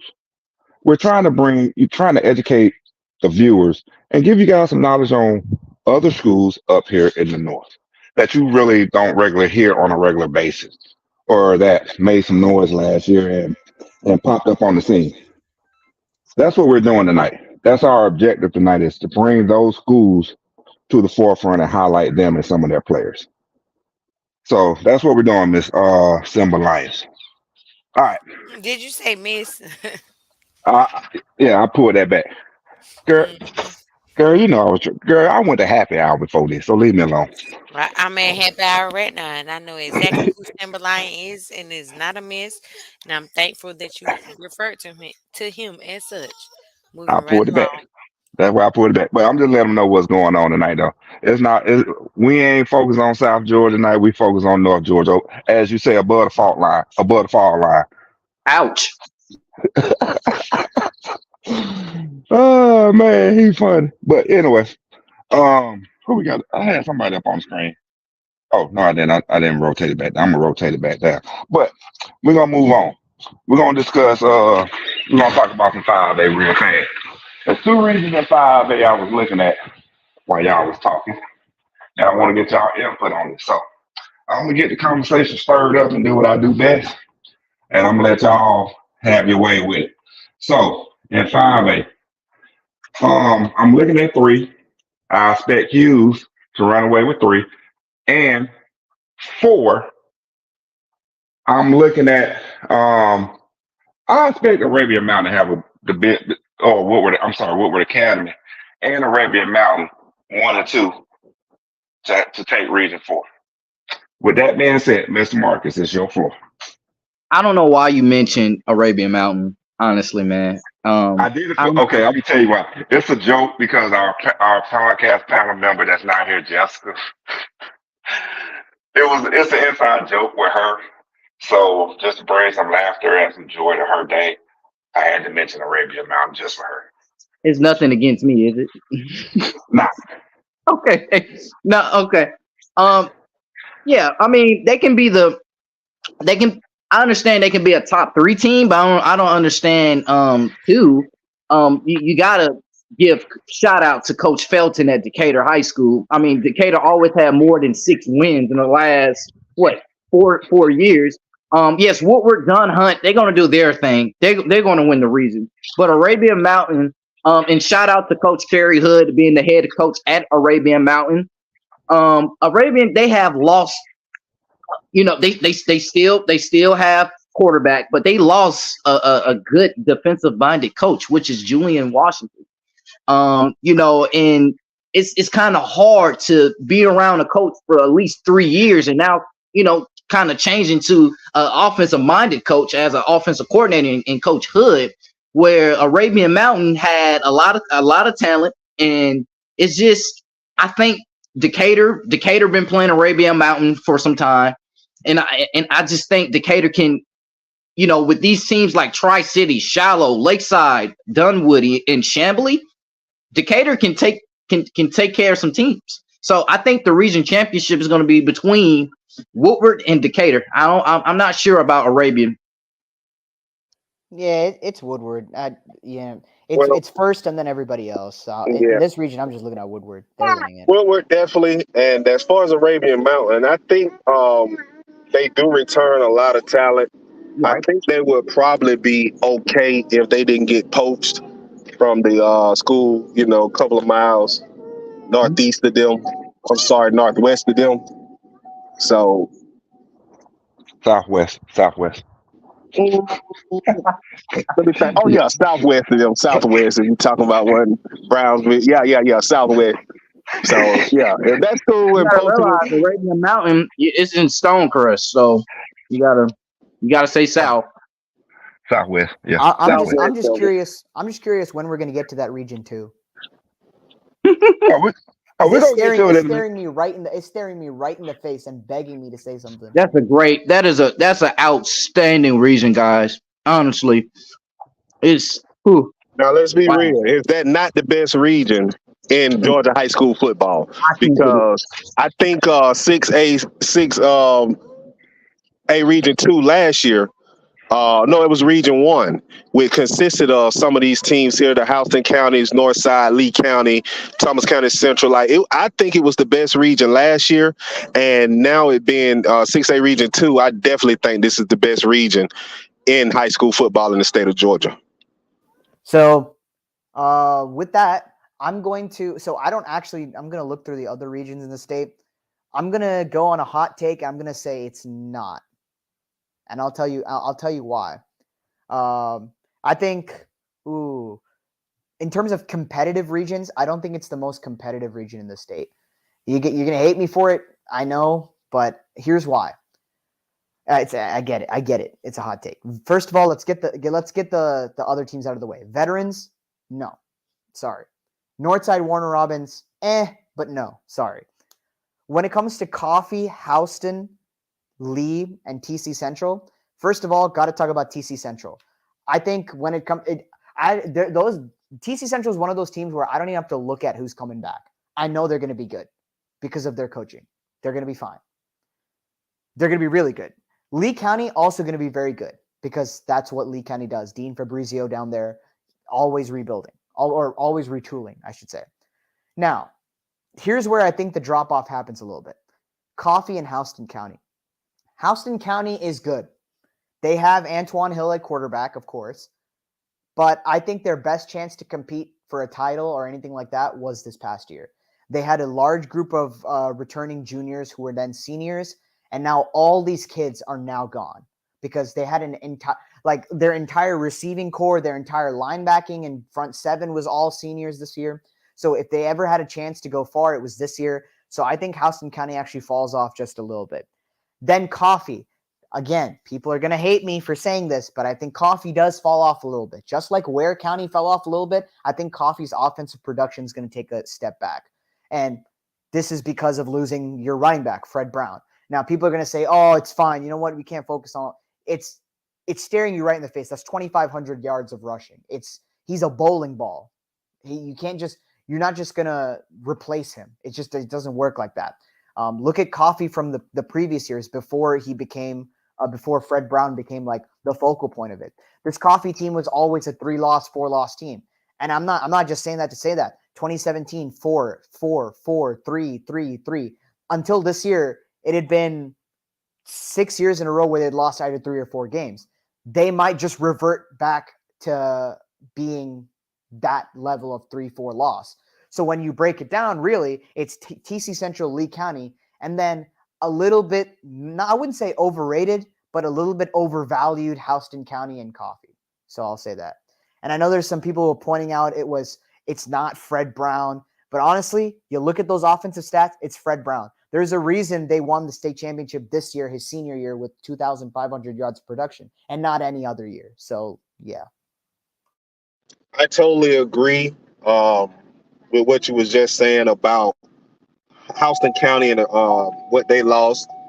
But as a resident of Houston County and knowing some things, I'll give you an insight to let you know they're going to be okay. Are they state championship, pushing for a state championship? Yeah, you right there at the borderline. It depends on, a ball bouncing left or right, either way. But I don't think Coffee take that much of a dip. I think you just talked about the top 4 in the region. Those 2 teams will definitely be the top 4 in that region. But that's a region, along with the region in 4A, which consists of the Benedictines, Perry, Wayne County and Ware County, and those teams out of Savannah there. That between those 2 regions, I consider to be the toughest, and those are one that I can see a 1 through 4. When you have that region, the playoffs start, and you have one region where all 4 teams advance. Region 6, in 6A Region 2, and the region with the Perry and Benedict team are a region that I think they 4 teams can beat just about anybody in the classification. Yeah, I think these 2 regions that you just mentioned are the 2 best in the state. In terms of competitiveness, I might lead to, in terms of top to bottom competitiveness, might lean to the other one. I don't know. But I will say for this region, looks very good at the top with TC Central and Lee. And I don't think Coffee's going to have this insane drop off to 5-6 or any nonsense like that. They're still going to be their 8-2 team that they've been for the past how many ever years.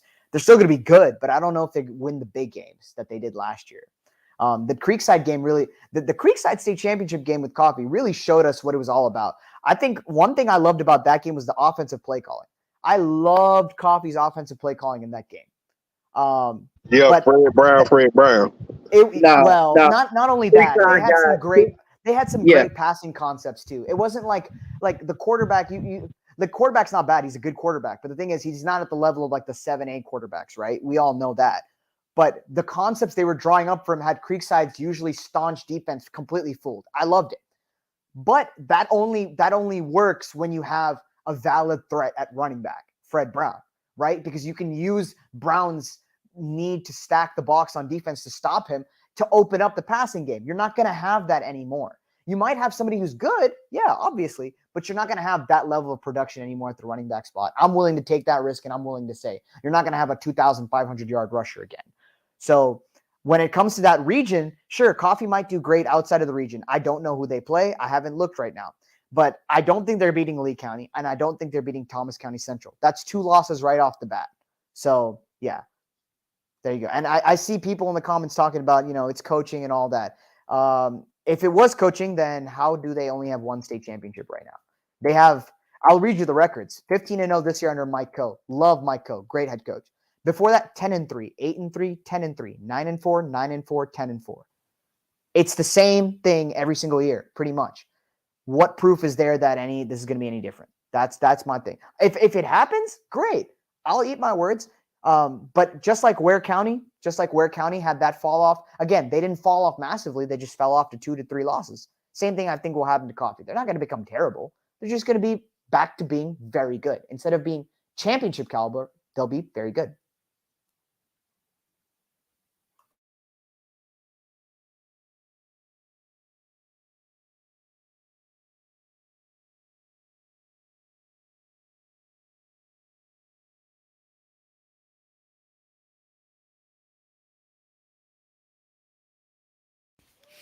Well, it sounds good to me, Drew. I can agree with most of what you said. Yeah, people are not going to like it. I mean, everybody thinks their team can repeat after they just won. That's just how it is. Natural instinct. And really, like honestly, and when most of those people didn't buy in until their team actually started winning consistently. Yeah, it is. Like you talk to like people from Ware County last year. Oh, it's okay. We lose Jarvis Hayes. I mean, he was the entire offense, but it's okay. We lose him. We still have a ton of other guys. We're going to go back to state and win again. Then they got smacked by Coffee by 23, 28-5. So it's easy for everybody. I've heard this a million times. People are going to say, we're fine. We're going to reload. We're going to reload. We'll be back in the championship game. In this classification, I have no idea because that class is absolutely loaded. With Milton as well, people forget Milton is in that classification too. Good luck.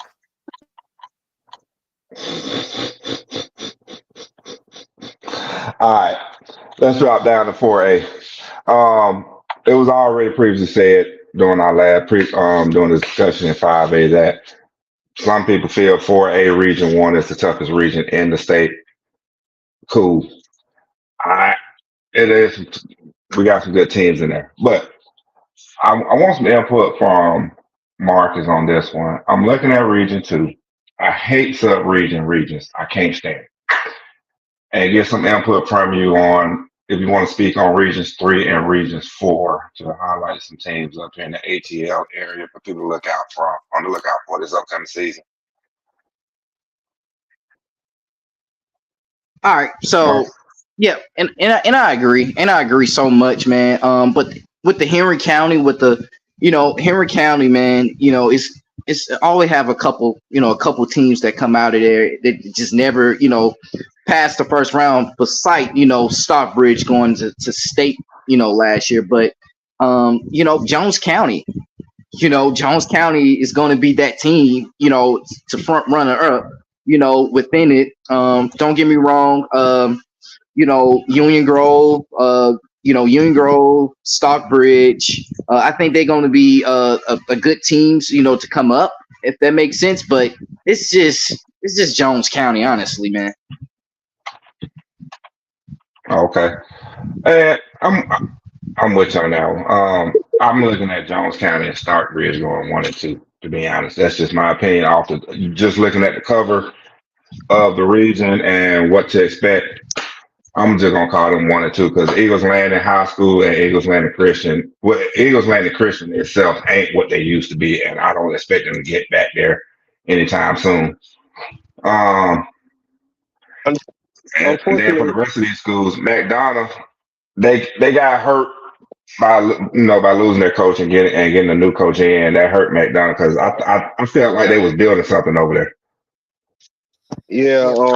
Yeah. Former Peach County Trojan man, coach of McDonough, Eric, and was the first coach in their history when they opened a new school. Shout out Eric, man. But it's this region right here. I mean, when you talk about Stockbridge and what they did last year, and you talk about Jones, but if you go and look at the type of productivity that both of those schools has lost, and Stockbridge losing their coach, and it's sad that they are still the front runners in those regions. Like, for some reason B, you're looking at Jones. For some reason A, you thinking Stockbridge. And to lose coaches and the amount of productivity they lost and still be front runners, that tells you what you're looking at in Region 2 and 4A. Well, it's more to the story in Region 2, and that'll be made public soon. I'm gonna leave it at that.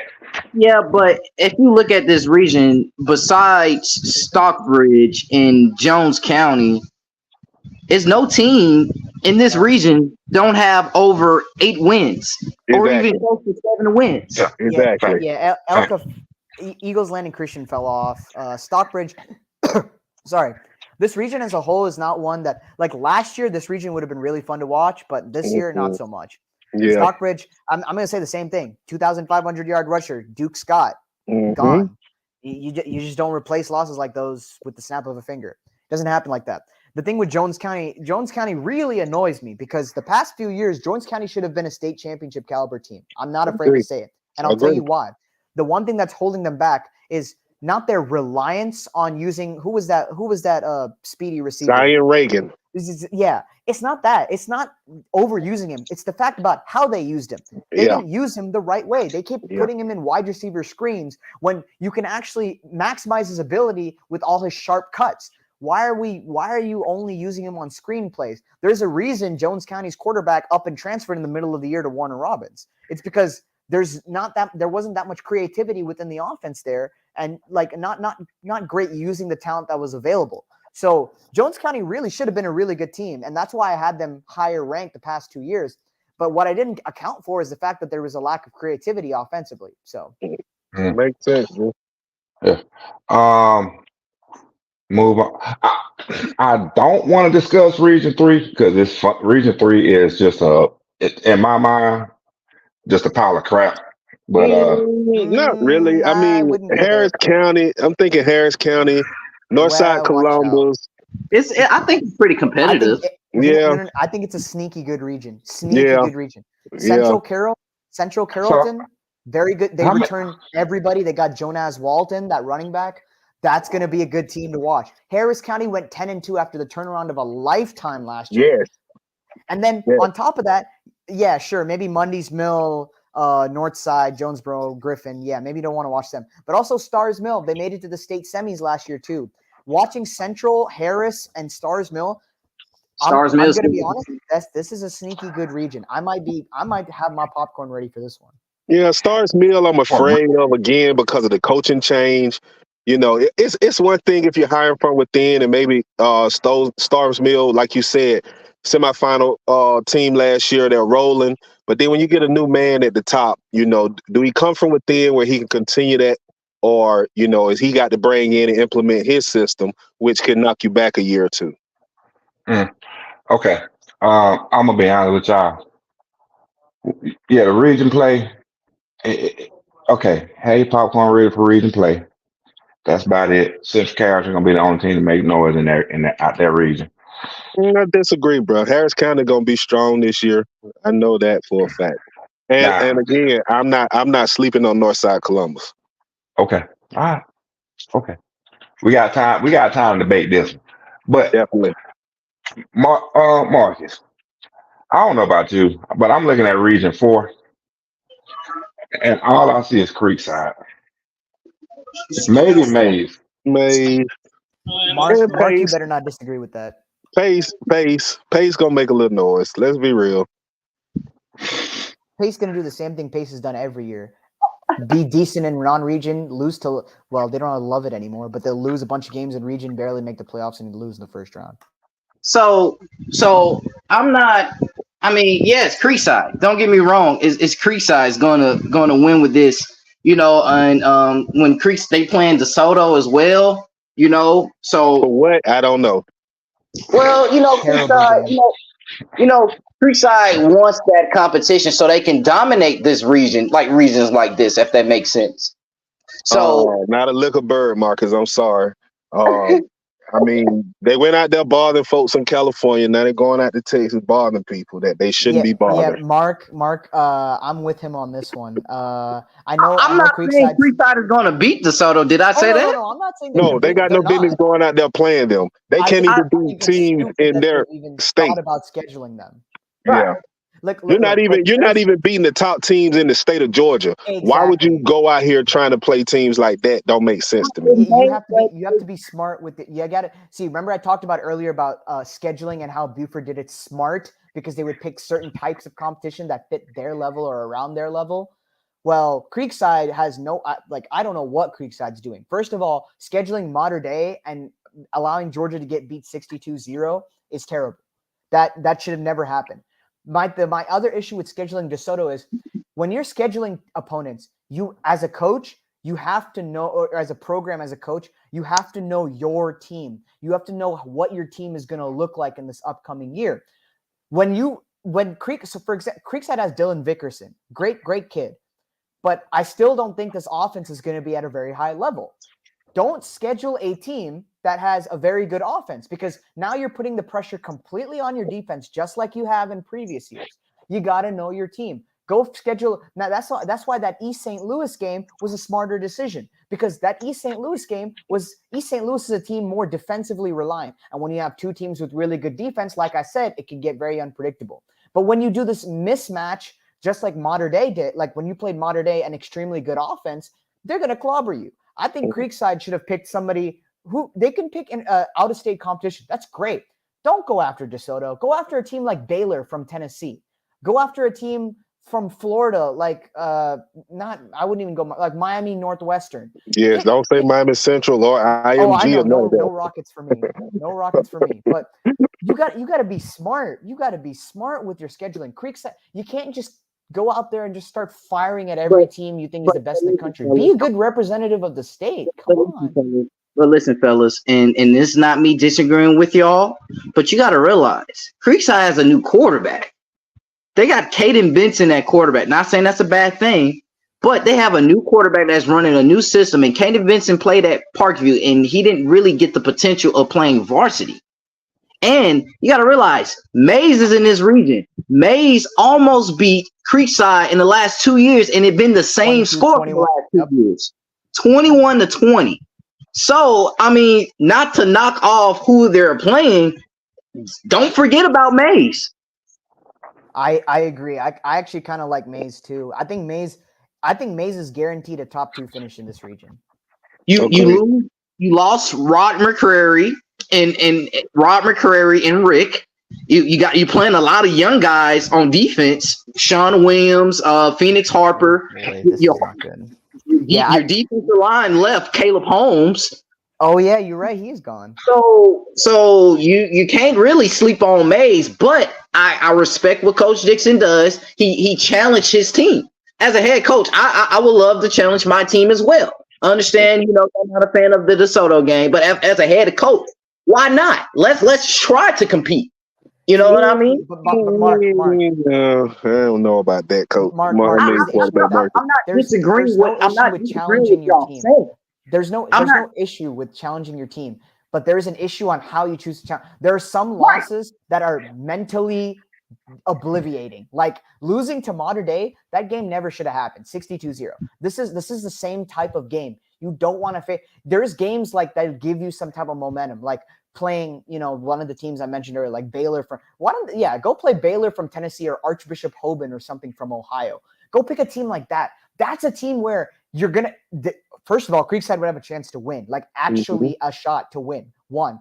2, if you lose that game, you will learn something from it. You won't feel like you just got utterly destroyed and feel like you have no confidence. So there's ways to build up your team, but to schedule a team like DeSoto when you have a young defense and no offense, let's be honest, Mark, you're not gonna like it. But Creekside has had very good. You might agree with me on this one. Creekside has had great talent at quarterback, or good talent at quarterback, at least the past 4 or 5 years, right? Since not quite lit. Yes, exactly. Since Let, they've had great talent at quarterback, and they've done a very good job at underutilizing that talent year after year after year. Can you also agree with that?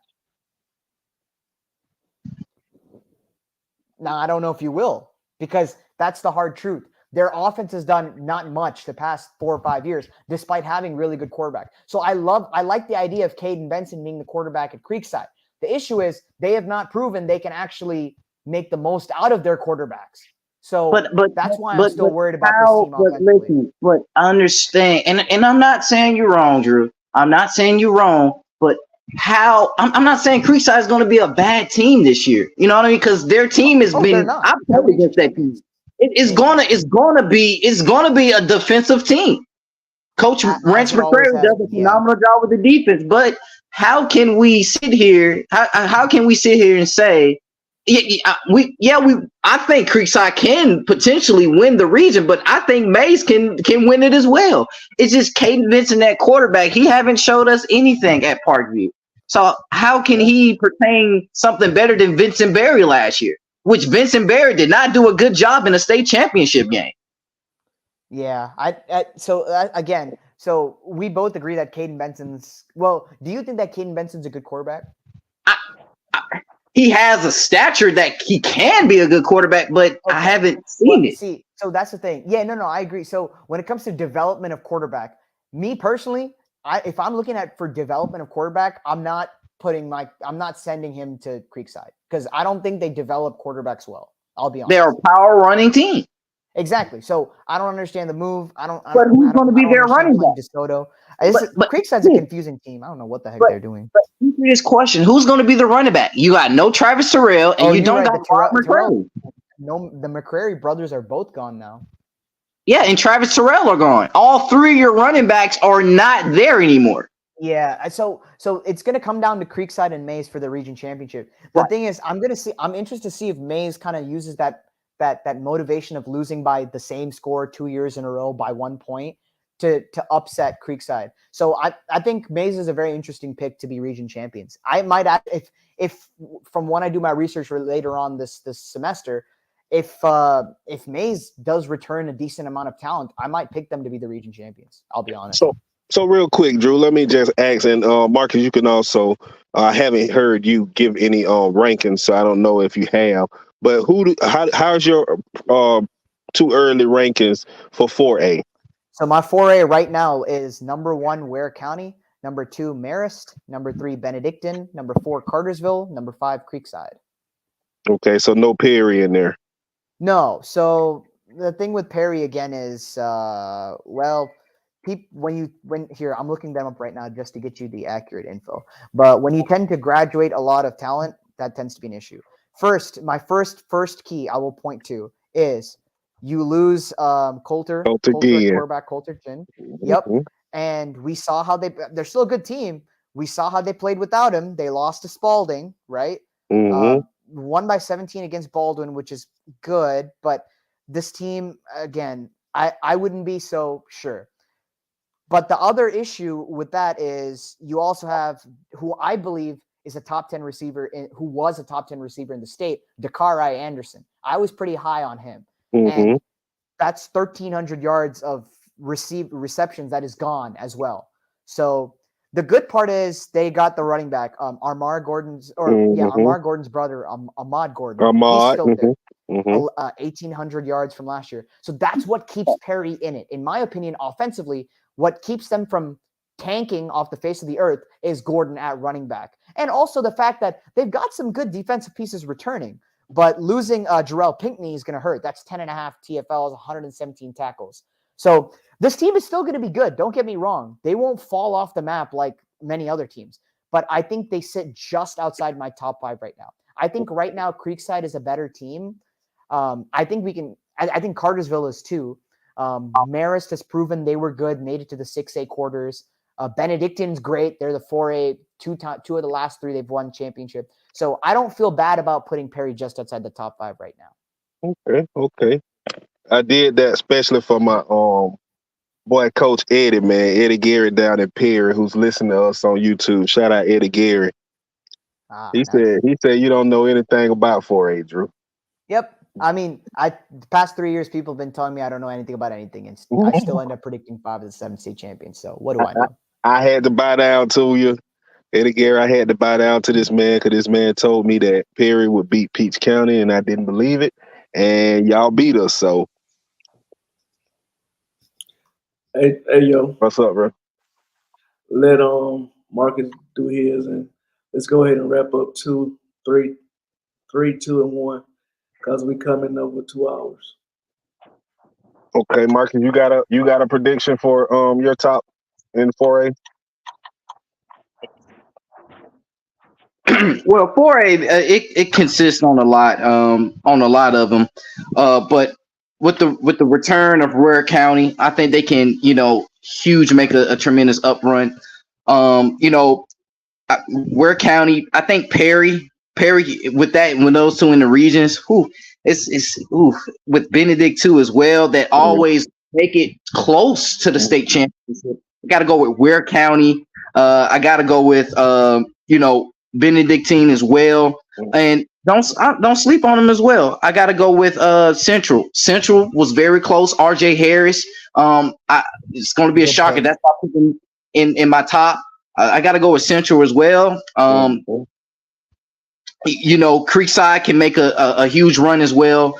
Just like for Mays, but if you get that number 1 seed in the playoffs, that can carry you a long way as well. So those are my kind of my top teams in going into 4A.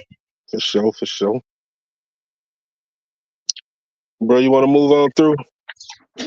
Well, here's my question. I know we're coming up on the 2-hour mark. So my question is, I was gonna try and speak on Region 5, but it is what it is on that one. My question is, are you guys willing to come back and finish this conversation up on the run through classes 3 and below next week or in the near future? In the near future. Okay. You go ahead and do it, Mike. We gotta remember that Drew is a college guy. Yeah, sorry. It's gonna be very busy the rest of the way out. Sorry about that. You go ahead and run through it.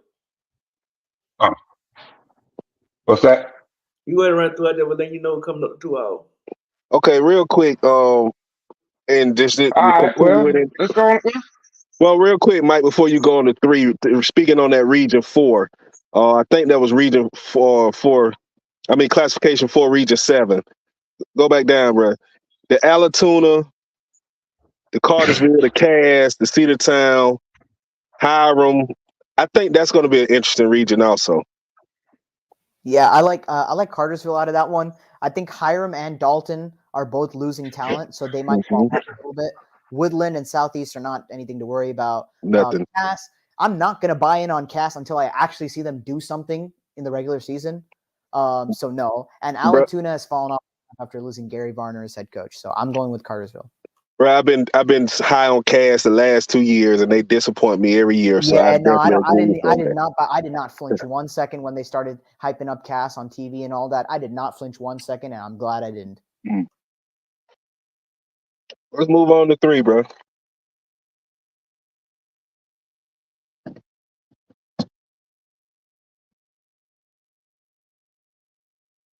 Wow, look at that region too. Man.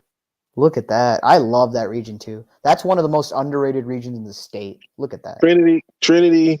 They didn't remove Spalding. I thought they did. No, I think their appeal Spalding, failed. man. Okay. Mary Persons, Sandy Creek, Spalding, LaGrange, Troup County. Yes. That's good. That's a whole lot of mid. I mean, but it's fine. But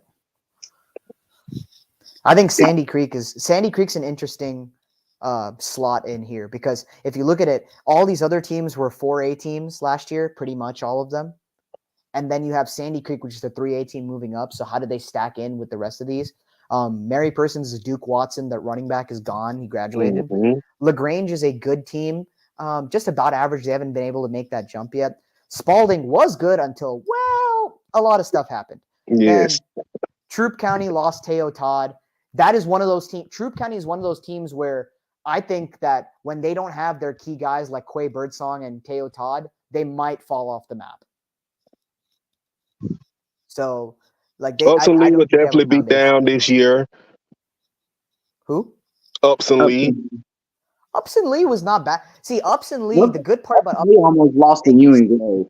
They could still be Upson Lee can still be good in the future. The reason is they made a living off of defense. And when you make as a program, when you make a living off of defense, you're still able to consistently win 6 to 7 games a year. Because of that foundation. What do you all see for Region 1? Bainbridge. Bainbridge. Ooh, Cairo is actually not bad. I think it comes down to Cairo and Peach. You don't like Bainbridge? Are you being biased? Not at all. Not at all.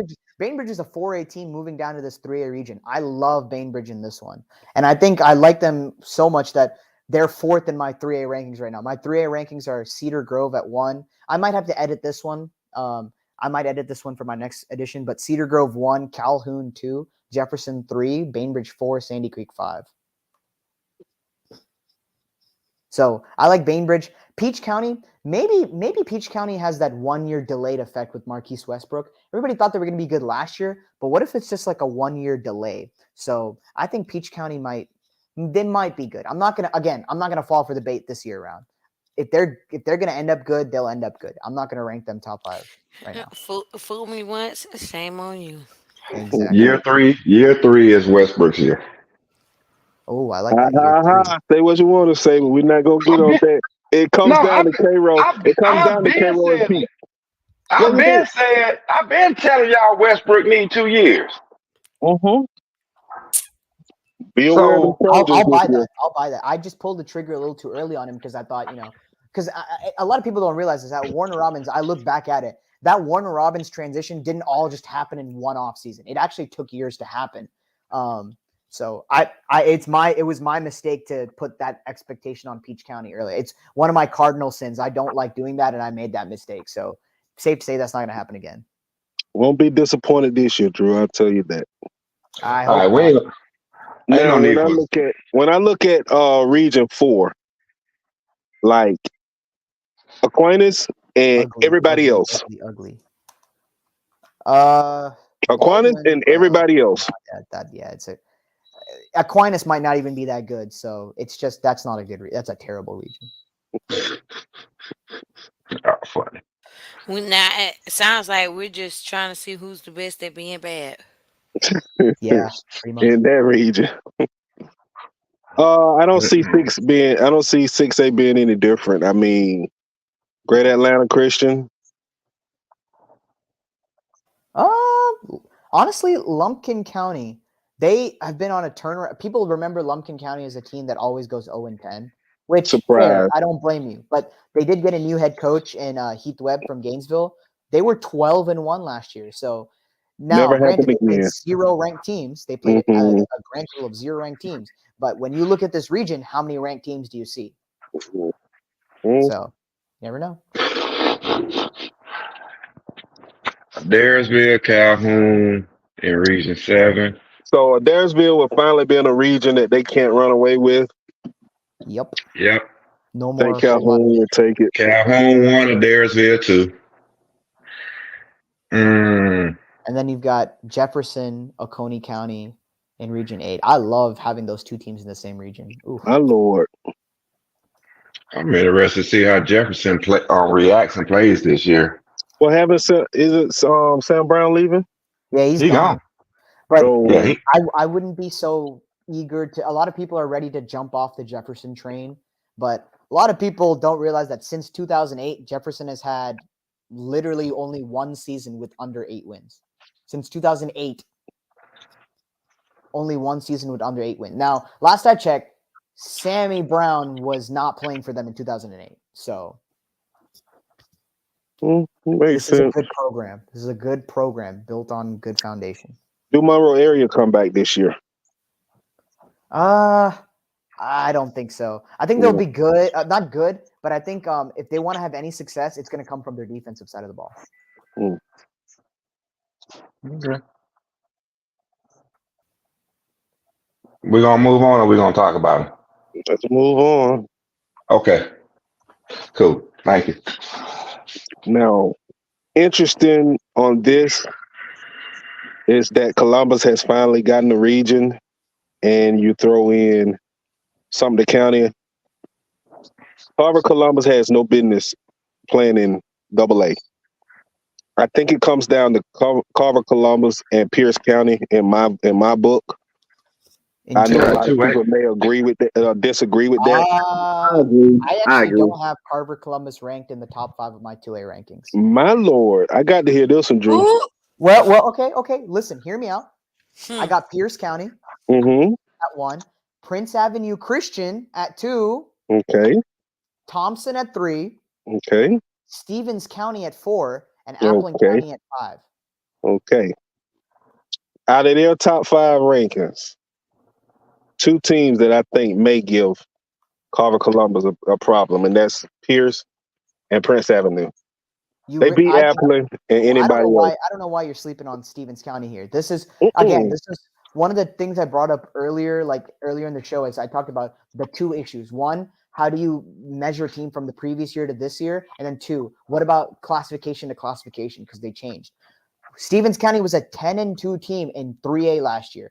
This is a team that beat Oconee County, that beat Flowery Branch by 25. They beat Rabun County. Remember, Rabun was an AD1 team, darn close to 2A, beat them by 35. They beat, who else? Dang. They beat a bunch of people. So, and Stevens County returns a lot of these folks. So I think that Stevens County is going to be a good team and good enough to slot into the top 5. Carver Columbus, Carver Columbus is one of those teams that's built on a good defense. Last year, if you watch them, it was like watching Virginia play basketball. They only, every game was 10-8. That's just how it is. So Carver Columbus is going to be good, but I don't think they can take that step up until they have a really good offense. And I don't think they have that this year. They're still going to be very solid on defense, but I don't know how far that's going to carry them. That's my logic for not ranking in the top 5. Understood. I'm just going to step in and clear my throat and say, I told y'all about Carver Columbus. Did I not? Did I not? You did. You said that. You did. You said that when we went to visit and see the Carver Columbus and Thomasville game. You did say that. So, well, actually, I'm not gonna ask that question because I don't know what Cook County actually losing this year. I forgot what they're losing this year. But Cook County is an interesting team in that classification. Yeah, that's a pretty good region. Really, depending on what Chris County do this year. But to bring Cook, Appling, and Pierce, that's a pretty good region. You actually found a way to finish that statement. I'm proud of you, sir. I'm proud of you, sir. Hey, all I'm gonna say is I just want the cookies. That's all right. That's all I wanted, the chocolate chip cookie. Yeah, I'm gonna take the cookies. Number 6 with the cookies. Yeah. Ricky Mark says Burke County shouldn't even be in 2A. They should have took their butt back to 3. Hey, it's not Friday, sir. And it's crazy that Burke County did drop down from a 4A school who was a second round exit to Perry, and to be in 2A this year, man, that's a big jump to go down 2 classifications like that. Yeah, So see, the Burke County situation is interesting because when I was ranking teams, Burke County is also one of the teams that I came across because obviously you got to look at every single team in the class, see how they stack up.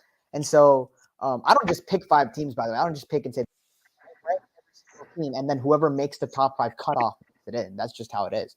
But one of the things that might help ease the situation of why is 4A Burke County and 2A is when it comes to their receiving game, they're losing their top 2.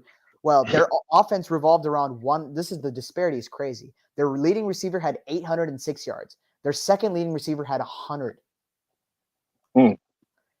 Then on defense, they lose 3 of their top 4 tacklers. They lose a good bit. So is Burke County going to be amazing next year? No, they're not going to dominate the class. Sure, the move is a little suspect of having them in 2A. But the thing is, remember, they beat Thompson by 2 last year. They beat Effingham County by 4. So this is still a team that's going to fit in somewhere near the higher end, but middle of the pack in 2A. you'll see that. Bad. Mr. Marcus, what you think about Region 5, Region 6? Region 5. It's gonna be Hateville, of course. Holy innocent, Mr. Marcus. Come on. Yeah, don't forget about them. Yeah, I'm not forgetting about them. I mean, they're the only team in a region that's going to run wing T. But just hear me out, please. Just hear me out. Okay. Hateville, they're picking up a lot of transfers there, man. Honestly, they just picked up a kid that can help that secondary, and they picking up 2 more other kids. I can't really say too much, but the style of defense that Coach Pope brings. He's back in 2A. The last time Hateville was in 2A, what happened, fellas? They won us. Agree. So, they had some studs. They had some studs on that team, though. I feel like with the production that Winston Gordon always said, the head coach at Hateville, I am the schedule maker. They play some dogs this year. They play Lee County. They play Westlake to help them defeat all odds in 2A whenever they have a chance to be top in the playoffs. So when you said Lee County, I got one question for you, Mr. Marcus. And I know that you new to our show tonight, your first time, and we hope to have you back real soon. But my thing is Full Wood. Yeah, you had to hit him He said Hateville scheduled Lee County, and I just got one question. Full Wood. For what? Yeah, but once I do my prediction, I will give Lee County the W. But overall, it's something that's in this region. I'm not sleeping on Carver. They went to state 3 years ago. Don't get me wrong. Hell, in that sense, we all did. Mark, sleep on Carver, please. They was there with us. They're not that good. They're not that good. No. Listen, Drew, you got to let me finish. I'm not saying Carver's the best teams. It's some inconsistent what they got going on that quarterback. Don't get me wrong. They missing a quarterback, and they got some athletes, but they're missing a lot of things. But don't get me wrong. I got Hateville winning this region. I know y'all want Holy Innocents, but I know what Hateville got cooking on. Okay. All right, what was the other region? Region 6. Columbia. Columbia. I don't need to explain it. Yeah. Columbia. Okay. Yeah. Region. Okay. Can we move on now? I don't see a need to talk about these Region 7 and 8. Because the majority of us don't even entertain these people. We don't know who these. Well, when you see Drew Charter in there, then that school's based off basketball. But yeah. That's why they have the asterisk next to their name. They don't play football. Yeah. I mean, they crossed the street from a golf course too. So. Well, that speaks volumes. Wait, you said Drew Charter is? Yeah, it's in Eastlake. That's crazy to believe because look at their basketball facility. Like they play in like a middle school gym that looks like it hasn't been renovated in 45 years. Oh wow. So I don't know how that works. This is messy. Y'all sit boy crazy.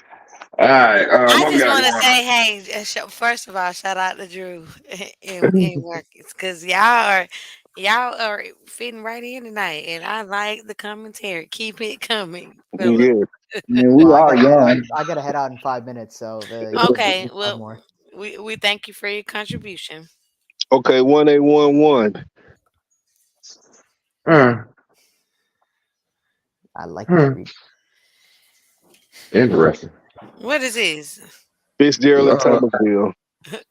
No, Okay, okay. is I this don't. is There's this no, basketball? there's man, no we're gonna let them easy play it out. picking regions here. I don't think Fitzgerald's gonna win this region easily.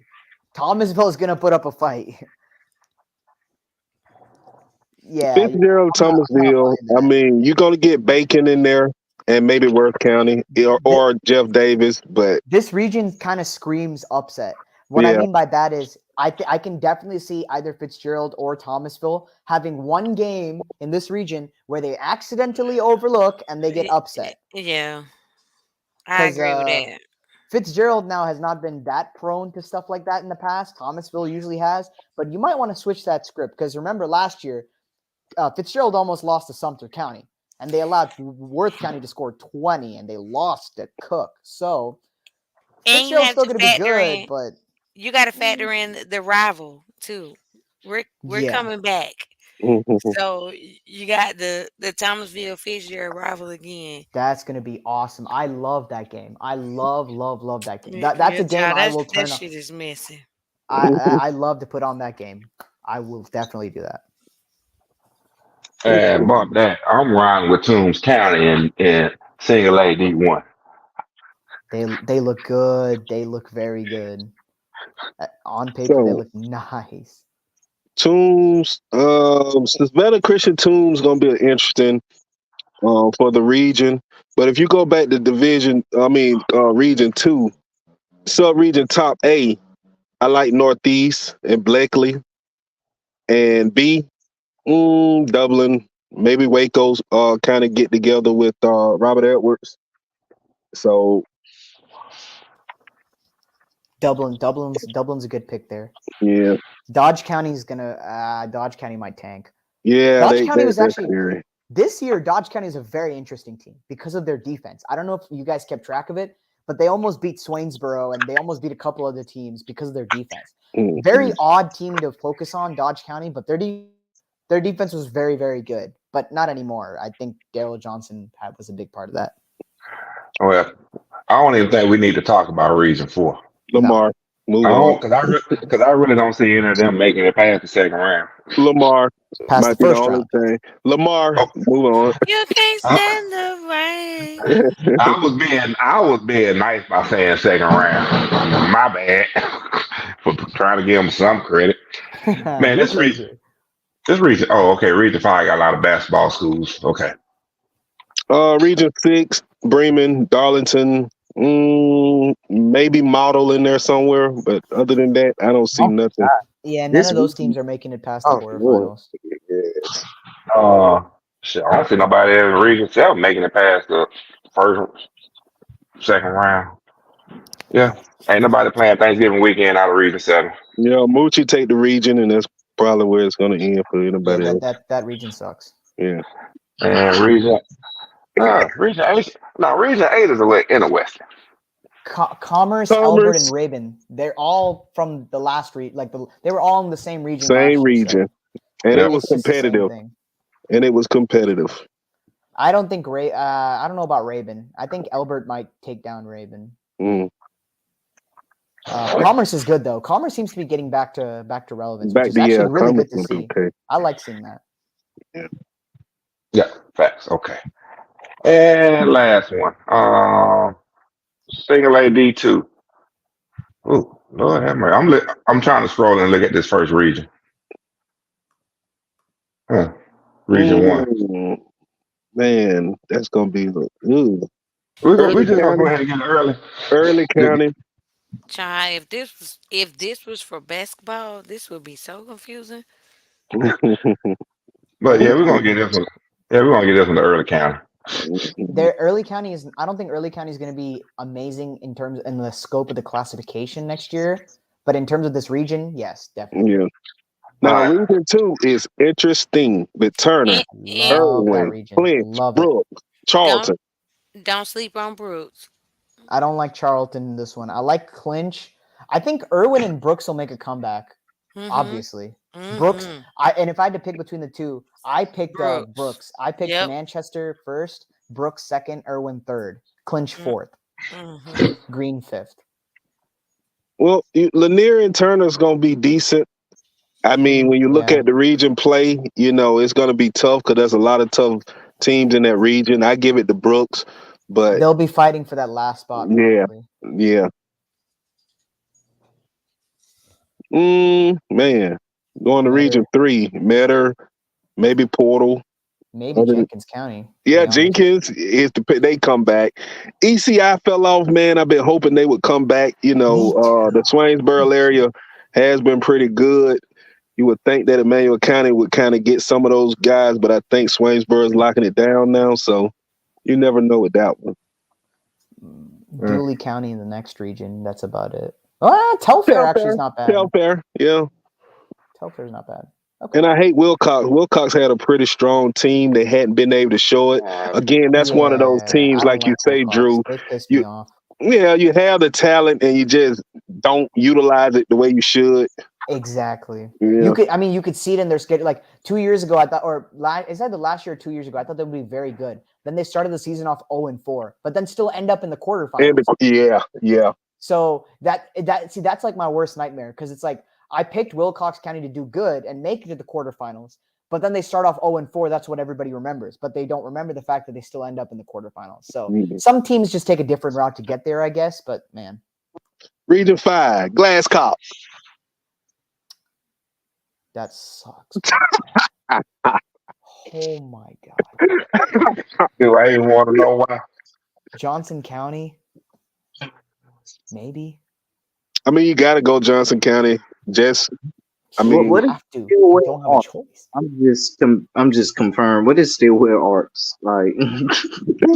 It's like they don't play football. They don't play football. That's why they have I know. You think Georgia Academy for Blind is going to play football? I'm sorry, Drew. You crazy, bro. Now you look at Region 6. Region 6, the top half of that sub-region is sub-region A. I don't see nothing that even interests me. Probably Chattahoochee County, Florida. Sly County. But look at that Region B. Sly County is going to take a dip off. Like if you've noticed, I didn't say Sly County in my top 5 for 82. I think what made Sly County so special was the ability for, in a run-heavy classification, they were able to throw the ball very well. And situations like those only come up once in a while. So I think losing that is going to hurt them a lot. So they go from being like one of those special teams where that throws the ball a lot. They had 3,000 yards passing 2 years in a row. So and this is very rare in this small classification. So they lose that special advantage they had over everybody else. So I think they kind of fall back to like the top 10, but that's about it. Macon County could be decent, but I think I don't think they're going to lose to Clinch. I don't think they're going to beat Clinch like they did last year. 7, Bowden, Manchester, and Tryon. That's going to be interesting. Love that. Manchester, everybody loves. That's why they're my number 1. Manchester. Bowden's going to be decent. Bowden's going to be borderline top 5. Borderline. Yeah. And 8, you going Greene County. Like Greene County and then everything else in that region. Yeah, Lincoln County could be decent, but I think Greene County's defense is where it's at. Well, we'll go back to Sub B. I like Atlanta Classical. In basketball. Yeah. Georgia Fuji's Academy. I like Fulton leadership, Yeah. It's all about the leadership. It's all about the leadership. Or what about the elite scholars? I mean, yeah, but they're elite scholars, not elite ballers. Yeah. So that don't debate them. Man, I appreciate y'all coming on tonight. thank you for Marcus, having us. thank you. Drew, Yeah, thank you. man. All And right. Drew, we Y'all, know you have a lot going on the next couple of weeks, like you said. But Marcus, man, anytime you're free, man, just might shout out and let us know, man. We'd love to have you on again. I do apologize that I was still working, so I missed majority of the show. But it was good being on with you guys tonight. Thank Yeah, you. it was great. It was great, man. So, everybody voicing their opinion. We having fun. This is what a podcast is really supposed to be. No one, we voicing each other. We feeding off in each other, and we're relating to each other. You know what I mean? As long as we keep this up, man, I had fun. Even though it was 2 hours, this is the best 2 hours I had. Well, thank you, thank you, thank you. And big shout out to the podcast family, the panel, as well as the listeners, because we could not ever, ever, ever do this without you guys. Thank you, babe. for sure. With that being said, EP still, EP, you got anything to say to the people before we break out? Oh, Just EP might be. Oh, I thought you were asleep on us. now, just say appreciate the support. That's all. All right, man. With that being said, as always, thanks for coming out. God bless. Thank Peace you. up. A time down. Go Trojans.